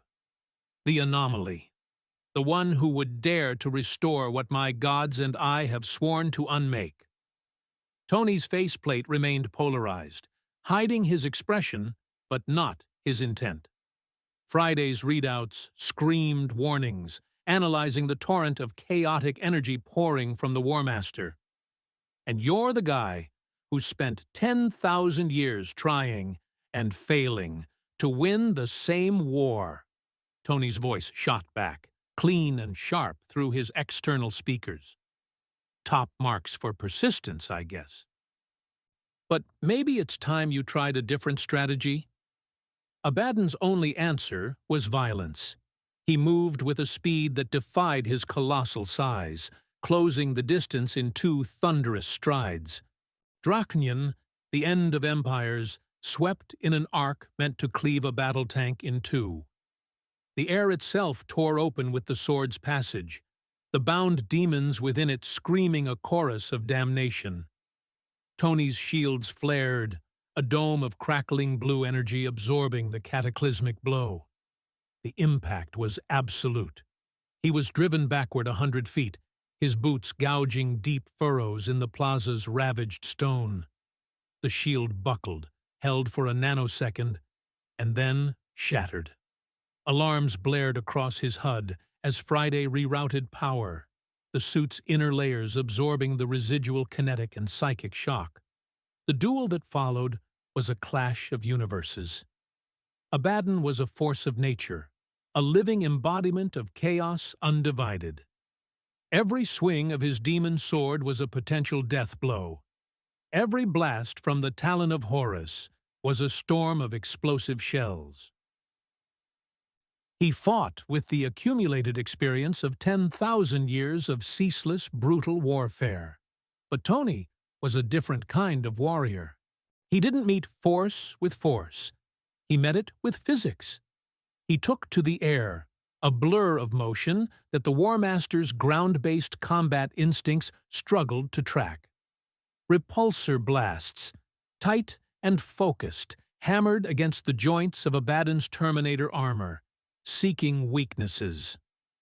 Micro-missiles streaked from his shoulder pods, exploding against the despoiler's personal force field, which flickered like a malevolent heat haze. It was a battle of the hammer versus the scalpel. Abaddon's strikes were devastating but broad. Tony's were precise, but lacked the raw power to breach the War Master's unholy defenses. The attrition began to tell. A sweeping backhand from the talon of Horus caught Tony mid-maneuver, sending him tumbling through the air. He crashed into the broken torso of a forgotten Primarch statue, the impact denting his backplate and sending a web of fractures across his faceplate. Systems flashed red. Abaddon was relentless, pressing his advantage, his demon sword carving chunks of rockcrete from the ruins as he sought to pin his evasive foe. Each impact Tony absorbed, each evasive burn of his thrusters, drained power that could not be easily replaced in the heart of this battle. He was losing. Friday's projections were grim, giving him minutes, not hours, but through it all, his systems were analyzing, learning.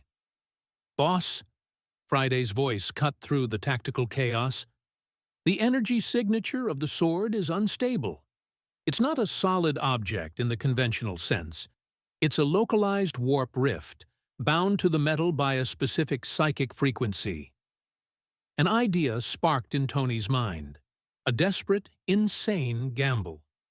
He stabilized himself, facing the charging War Master. He ignored the storm bolter shells detonating around him. He ignored the screaming sword. He rerouted the last of his main weapon power to his right gauntlet, the repulsor housing glowing with an intense, almost white light. He wasn't aiming for Abaddon. He was aiming for the sword itself. As Drachnion came down in a final killing blow, Tony fired. It wasn't a blast of raw power. It was a single, precisely modulated pulse of counter-resonant energy, tuned to the exact psychic frequency Friday had isolated. The pulse struck the demon blade. For a silent instant, nothing happened. Then, Drachnion screamed. It was not a sound made of air, but a psychic shriek of pure agony that echoed in the mind of every living thing on Terra. A wail of 1,000,000 tortured souls crying out in sudden, sharp release. The demon weapon's psychic disruption was absolute. For a single, priceless second, Abaddon was not the War Master of Chaos. He was just a man inside a suit, his symbiotic bond with the screaming entity in his hand severed. The agony was not his.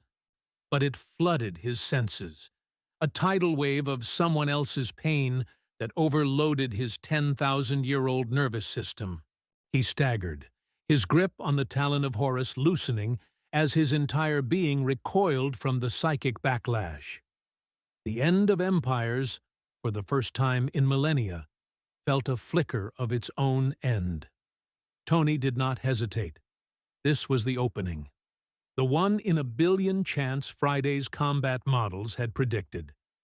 He poured every remaining erg of power into a final, desperate assault.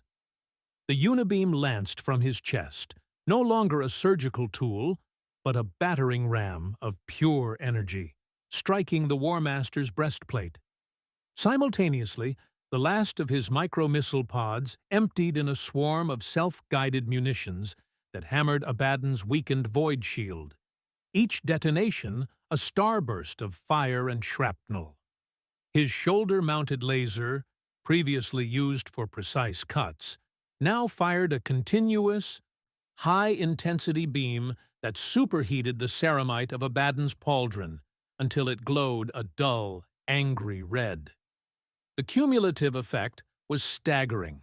The unibeam punched through the outer layers of armor, carving a molten channel into the ancient plate. The missiles overwhelmed the last of the shield's integrity, their concussive force blasting away chunks of corrupted iconography and twisted metal. Under the onslaught, the despoiler, the chosen champion of 4 gods, fell. He crashed to one knee with a sound like a collapsing cathedral, his massive weight cracking the stone beneath him. Silence fell over the plaza, a pocket of stunned disbelief in the heart of the raging siege. Imperial defenders on the walls stared, their voxcasters falling silent. He was beaten. The monster had been brought low. Then the sky tore open. It was not a storm. It was a violation. Directly above Terra, the fabric of reality was ripped asunder, revealing not the cold black of space, but the swirling, maddening energies of the warp. The Eye of Terror had a sibling now, a new wound gaping over humanity's throne world. Through that wound, 4 presences, vast, terrible, and utterly incomprehensible, focused their collective will. Power, raw and malevolent, poured from the rift. It was not a beam of light, but a torrent of pure chaos that struck Abaddon's kneeling form, his wounds sealed. The molten crater in his chest cooled and vanished, the armor reforming as if it had never been damaged. His size seemed to swell, his frame growing even more monstrous, infused with the direct, undivided might of his patrons. He rose to his full height, no longer just a superhuman warrior, but an avatar of ruin. A voice spoke, not from Abaddon, but from everywhere at once. A chorus of 4 divine malices speaking in terrible, perfect unison. Did you think us idle, mortal? This one is our instrument. Through him, we will unmake your empire. Through him, we will burn your throne. The psychic pressure was no longer a wave. It was an ocean. It crushed Tony's suit from the outside in. His HUD dissolved into a waterfall of corrupted data before going black. The nanite repair systems froze, overwhelmed. The arc reactor, a marvel of a different universe's physics, sputtered as warp energy tried to unmake its fundamental laws. The tiny fragment of the Mind Stone in Friday's core blazed in defiance, a pinprick of order against an infinite storm. But it was not enough. It was a candle trying to hold back a supernova. Tony felt his limbs lock up as the suit's servos seized.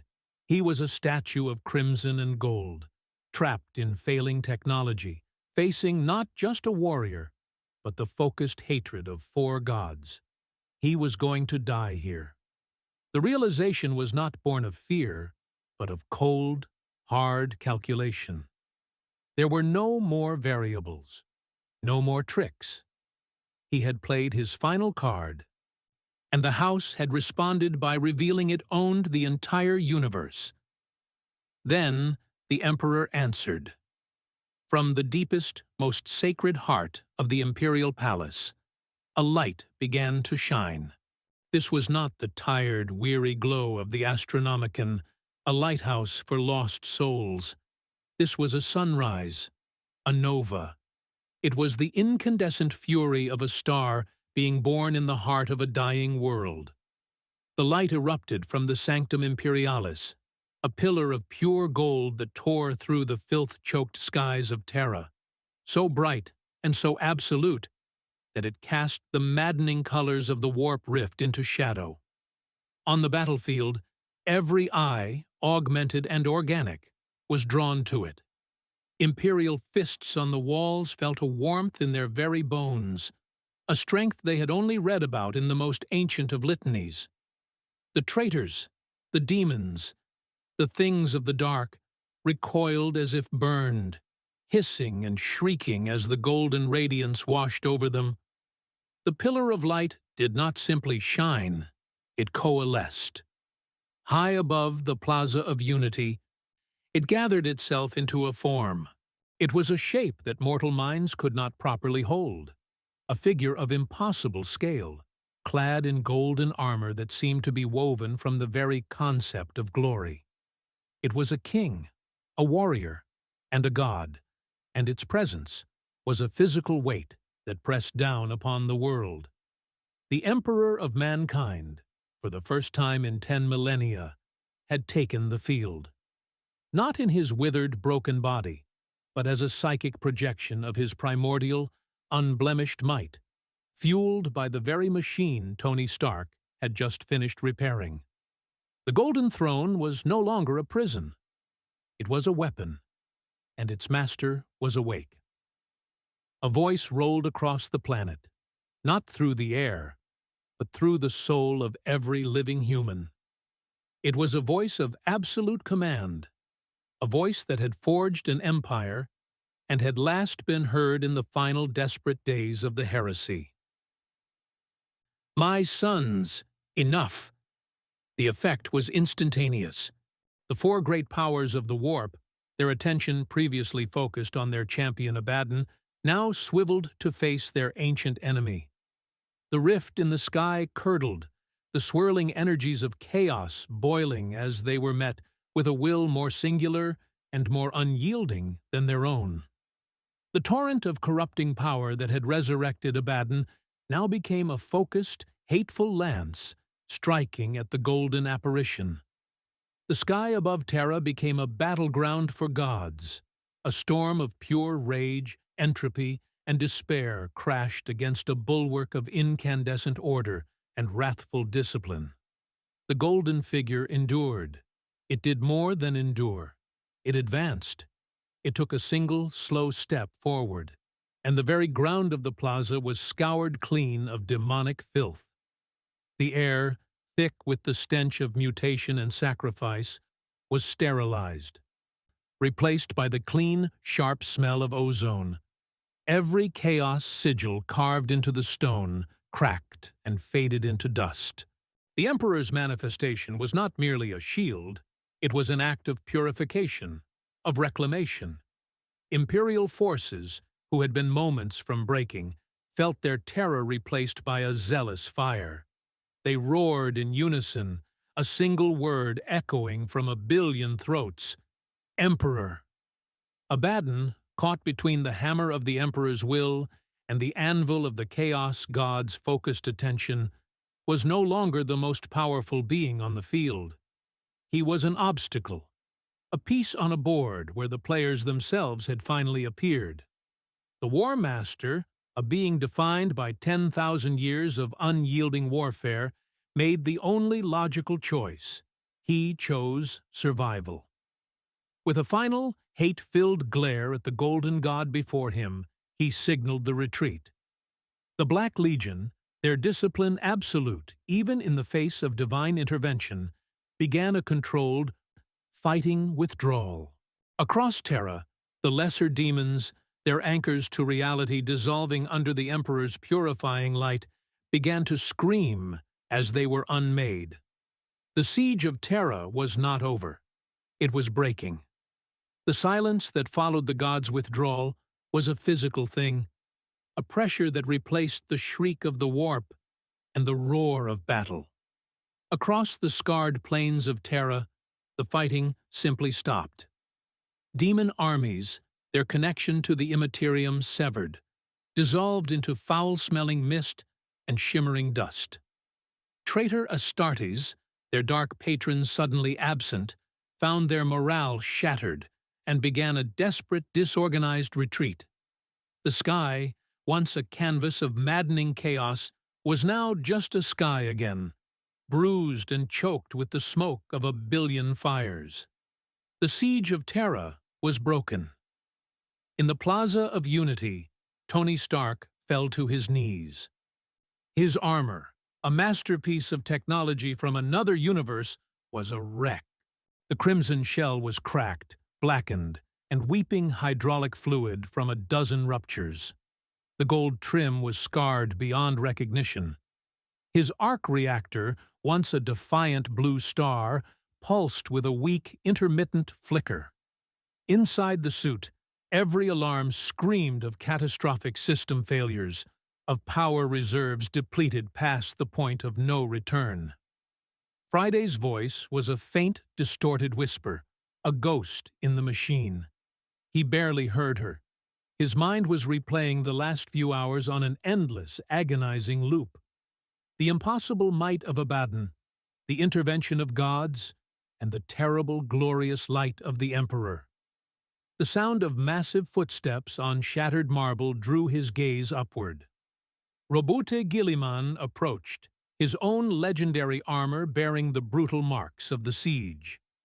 The armor of fate was dented, its surface scored by weapons that should not exist, its holy scriptures obscured by dried ichor. The Primarch moved with the profound weariness of a general who had just won a war he had nearly lost, the weight of a saved Imperium settling back upon his shoulders. He stopped before Tony, his gaze sweeping over the devastation, the countless dead, the burning palace spires. For a long moment, neither of them spoke. The wind whispered through the ruins, carrying the smell of ozone and ash. Finally, Guilliman's voice, low and gravelly, broke the quiet. The throne enhancement worked. He looked from the sealed sky to the kneeling figure of Tony Stark. He answered, "Because you gave him the strength to do so." Tony's helmet retracted with a painful hiss of failing pneumatics. His face was pale, smeared with grime and blood, his eyes hollowed out by exhaustion and something deeper. He looked up at the Primarch. The reality of what he had just witnessed struggling to find a place in a mind built on science and reason. "I accelerated his death, didn't I?" The question was not an accusation. It was the flat, dead tone of a man delivering his own verdict. Guilliman's expression was unreadable, a mask of post-human discipline. The Magi of the Adeptus Mechanicus have analyzed the throne's energy expenditure. The strain of his manifestation, it was total. The systems you put in place allowed for an output not seen since the Great Crusade. But the cost was commensurate. The Primarch paused, letting the weight of his words sink in. Before today, we estimated the throne had centuries of function remaining. Now we believe it is decades. Perhaps less. Tony's shoulders slumped, the last of his strength seeming to drain away. He had come to this universe to fix things, to help. And in his greatest success, he had shortened the life of this galaxy's last. Best hope? No, Guilliman said, his voice suddenly sharp, cutting through Tony's despair. The Primarch's gaze was not one of condemnation, but of cold, hard, strategic fact. Without your modifications, he could not have manifested at all. The psychic shield would have failed. The Chaos Gods would have breached the sanctum. Abaddon would have reached the throne and destroyed it. He took a step closer, looming over Tony.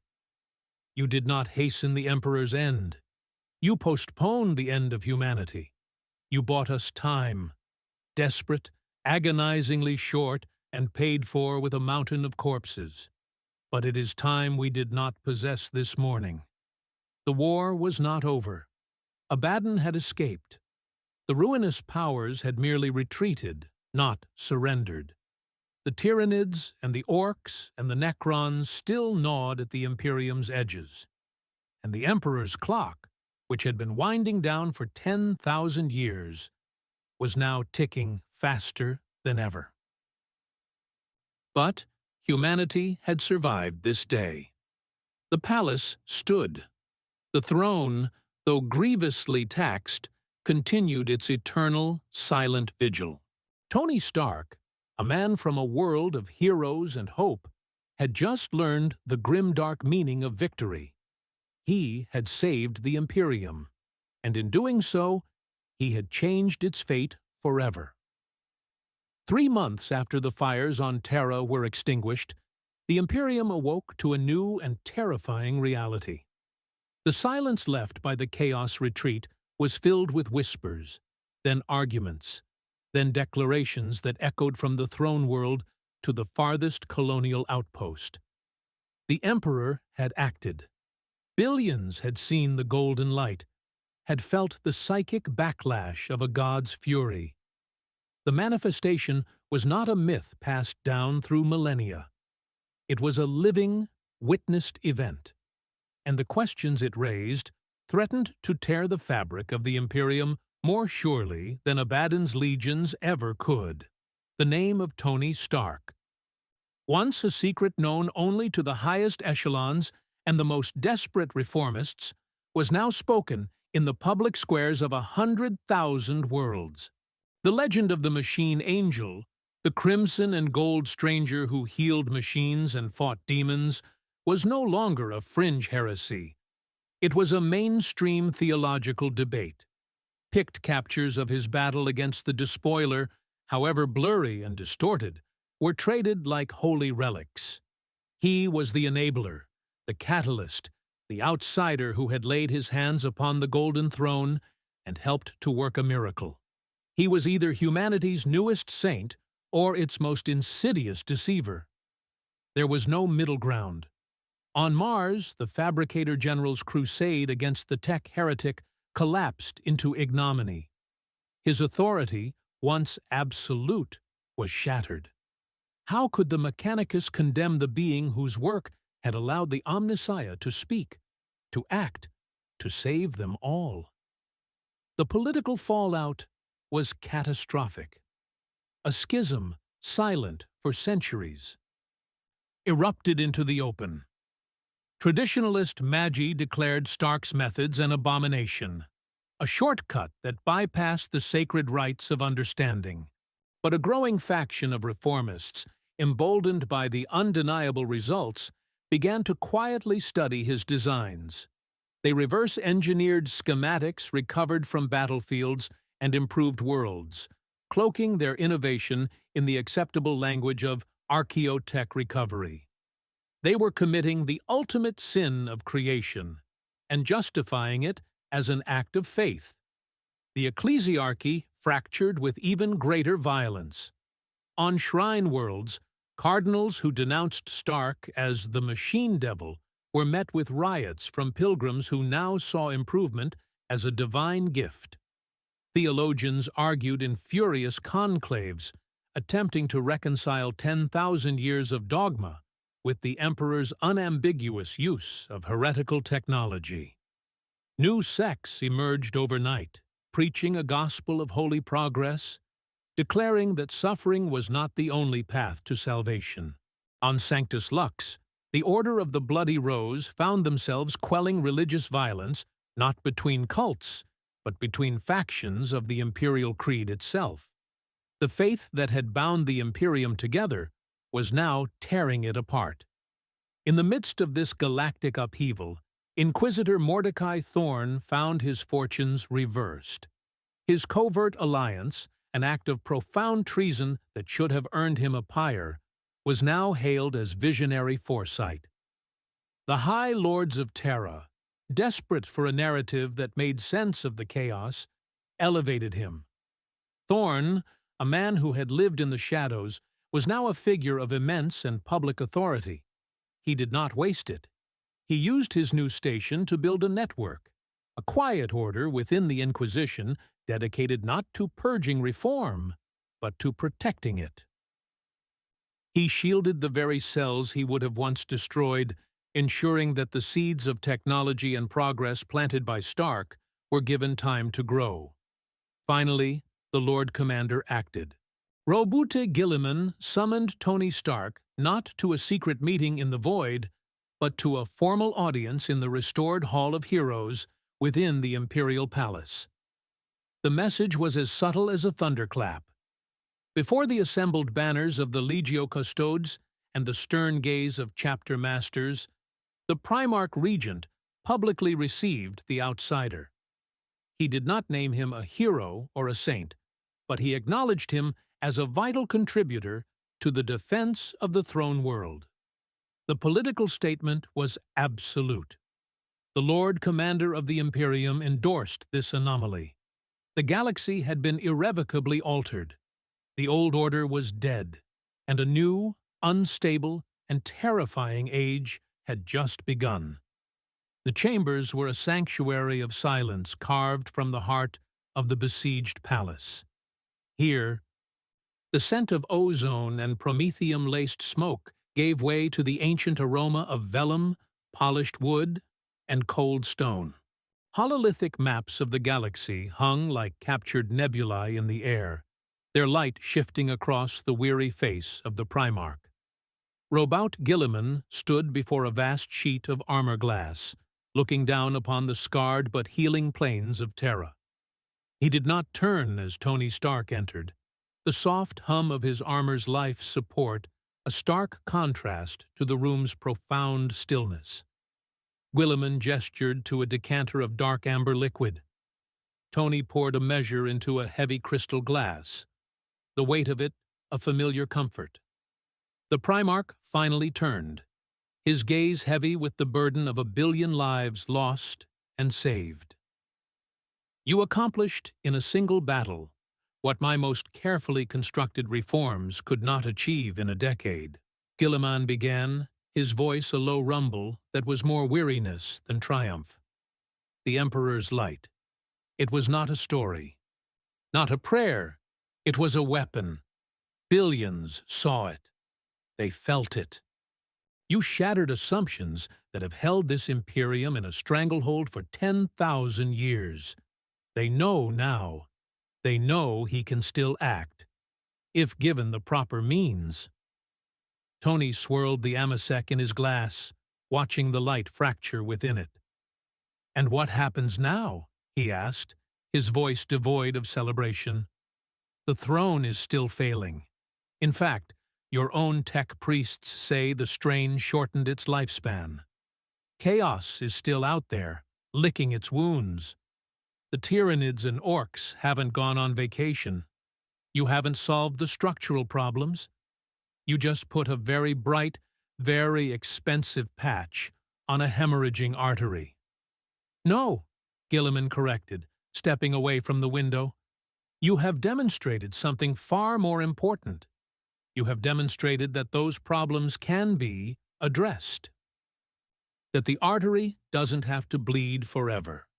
He moved toward a massive table laden with data slates and star charts. "The Mechanicus sees it. They watched you work, watched the Omnissiah's holiest relic respond to logic instead of liturgy.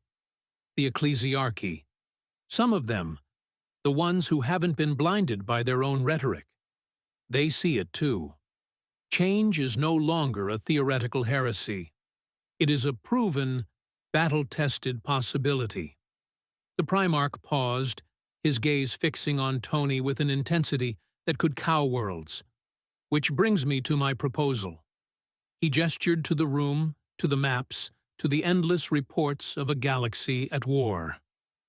I am offering you a formal place within this structure, a title, resources beyond anything your reformist cells could ever muster, a charter, under my direct authority, to implement your improvements across willing sectors of the Imperium, to build, to innovate, to teach. Tony's hand tightened on his glass. He set it down on the table with a sharp click. "You'd make me part of the system," he said, the words flat and heavy with suspicion. "Part of the gilded, grinding, soul-crushing machine I've been fighting since I got here."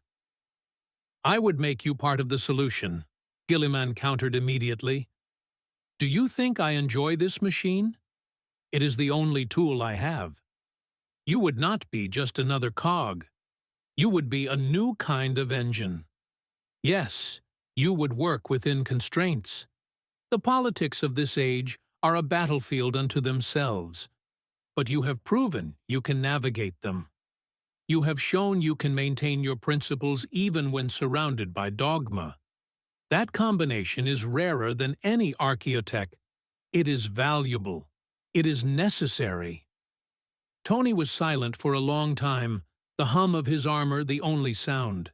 He walked to the window, looking out at the distant blazing point of the Astronomicon. It did seem brighter. "And what if I just want to go home?" he asked quietly. "What happens when I find a way back?" A rare, thin smile touched the corner of Guilliman's mouth. It was a tired, ancient thing, but it was genuine. "Then we will help you try," the Primarch said. "I would not hold a man captive who yearns for his own world.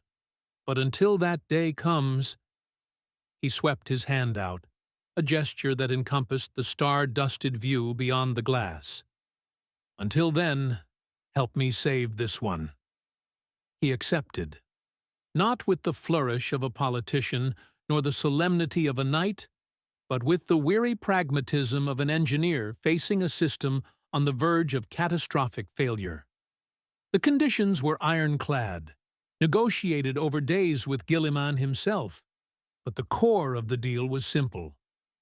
Tony Stark would work for the Imperium.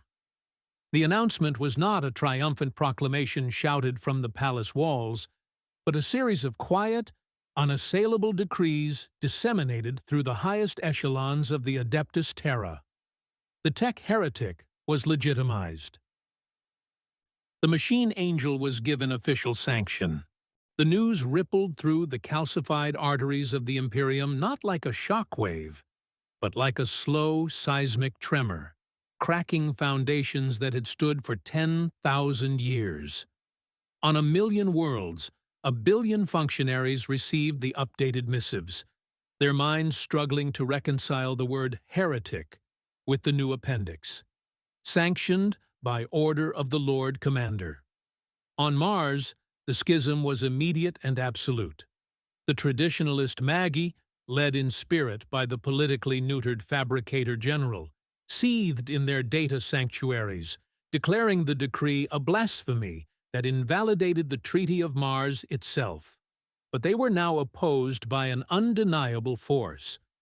Magos Vela and her once-hunted reformists no longer hid in the industrial gloaming. They walked into manufactorums across the segmentum, their data slates loaded with Tony's designs, now stamped with the Aquila and the personal sigil of the Primarch. When a traditionalist Archmagos on the Forge world of Gryphon IV tried to declare Vela's presence tech heresy, she simply presented her charter. The designs, she explained in cold, synthesized logic, were not innovations. They were rediscoveries, archaeotech templates recovered by the Lord Commander's new associate. It was a lie, a beautiful, perfect, bureaucratically sound lie that the system was designed to accept. And so, behind the thinnest of veils, progress began. Forge worlds that had produced the same pattern of lasgun for 5 millennia began, hesitantly, to experiment. The ecclesiarchy fractured along lines of faith and fear. From the pulpit of the Grand Cathedral on Ophelia 7th, Cardinal Ignato declared Tony an agent of Tzeentch, a deceiver who had tricked the emperor into a final, glorious act of self-immolation, hastening the end of all things. His sermons sparked purges and riots, as the faithful sought to cleanse themselves of the Starkian taint. But on the shrine world of Sanctus Lux, the newly elevated Cardinal Amélie preached a different gospel. The emperor's manifestation, she argued, was not an ending, but a sign. The outsider was a divine instrument, a test not of purity, but of the Imperium's ability to adapt and accept his gifts, no matter the vessel. Her words gave doctrinal cover to trillions who had witnessed a miracle and desperately wanted to believe in it. A theological war, fought with scripture and fire, erupted across the Ministorum. Far from the public eye, Inquisitor Mordecai Thorn found his gamble had paid off beyond all expectation. Promoted by Guilliman's own hand, he was no longer a fringe agent chasing an anomaly. He was now the master of a new, unofficial conclave within the Inquisition itself, its sole purpose to identify, cultivate, and protect the very reformist cells he once hunted. His network of agents now shielded innovators from the Ordo Hereticus, who saw Thorn's actions as treason of the highest order. In a secure Vox transmission, a Lord Inquisitor of the Ordo threatened Thorn with a writ of malediction. Thorn simply listened, then severed the connection. He had the Primarch's backing. For now, it was enough. And slowly, painfully, the galaxy began to change. On a dozen worlds, mortality rates from industrial accidents fell. On agri-worlds, struggling under impossible tithes, new hydroponic techniques doubled crop yields. A guardsman bleeding out on a forgotten front line was saved by a medic using a newly sanctioned auto-suture, a device whose design had been perfected in a universe that had never heard of the Emperor. The change was a single drop of clean water in a poisoned ocean. But it was there. Tony saw none of this.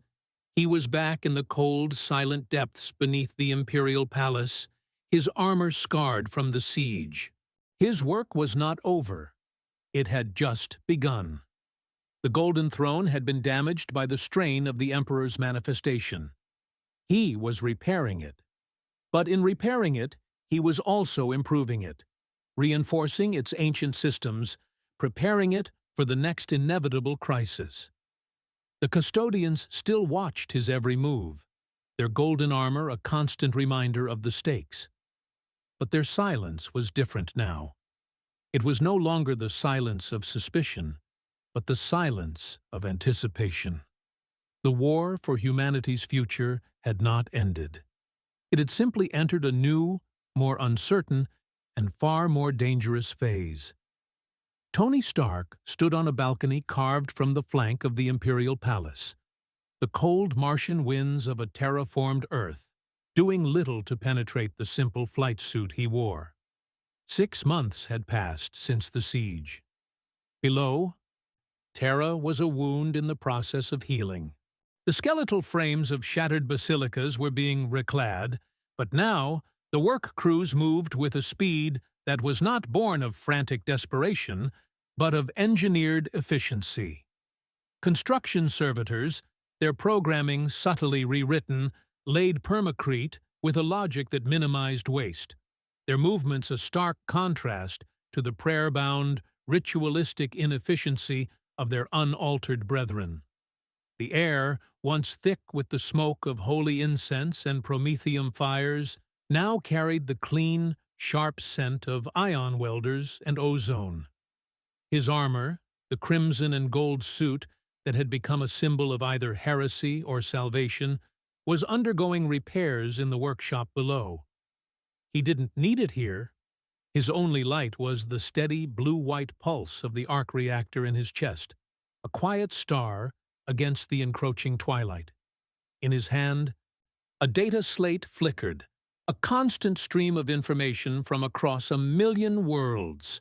Friday compiled the reports, filtering triumphs from the endless litany of galactic suffering. A forge on Ryza reported a 30% increase in plasma coil production after implementing a new cooling system, with 0 industrial fatalities for the quarter. An agri-world in the Segmentum Pacificus, once on the brink of famine, was now exporting grain, its hydroponic farms flourishing under modified atmospheric processors. The numbers were small, statistically insignificant, against the backdrop of an empire of a quadrillion souls. But they were not 0. They were growing. The data slate flickered again, showing a different kind of report. A shadow in the void detected near the eastern fringe. A coded astropathic message from a listening post, its final words screaming of a silent, patient fleet that blotted out the stars. A tremor on a dead world in the Sautic dynasty, as legions of metallic skeletons began to stir. The long night had not ended. The monsters were still there, patient and eternal. He heard the soft footfalls of ceramite on stone behind him. Robuta Guilliman joined him at the balustrade, his own gaze sweeping over the reconstruction. The Primarch wore no helmet, and the lines of weariness on his ancient face seemed deeper in the fading light. Thinking about home? Tony didn't look away from the sprawling cityscape. Always, he admitted. The word was quiet, heavy with a universe of distance. But also about this, he gestured with the data slate. About the math. About the sheer, unmitigated waste of it all.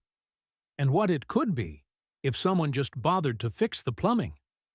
A rare, thin smile touched Guilliman's lips. My father's Imperium was built on optimism once. On the belief that the galaxy could be ordered, that humanity's potential was limitless. We forgot that. He looked up, past the orbital plates and defense platforms, to the one constant in Terra's sky. Perhaps it can be rebuilt on optimism again. The Astronomicon blazed. It was no longer the guttering, desperate candle it had been. Fed by a throne that was more stable, more efficient, its light was a fierce, defiant lance of gold piercing the cosmos. It was brighter than it had been in centuries, a beacon of impossible hope in the suffocating dark. Guided by that light, fleets crossed the void. Some carried armies to fight the endless wars. But others, an increasing number, carried data slates, tech adepts trained in new, sanctioned heresies, and medical supplies that worked without the need for prayer. They carried the seeds of change. Tony Stark had arrived in this universe by a catastrophic accident. He had stayed by a deliberate choice, and in doing so, he had introduced the one thing the grim darkness could not comprehend. The one concept that even the ruinous powers, in their infinite malice, truly feared. Progress. The Imperium's long night continued, a tapestry of war and faith and horror. But somewhere, in hidden workshops and roaring forges, in the minds of hopeful scribes, and on desperate colony worlds across a million stars, dawn was approaching.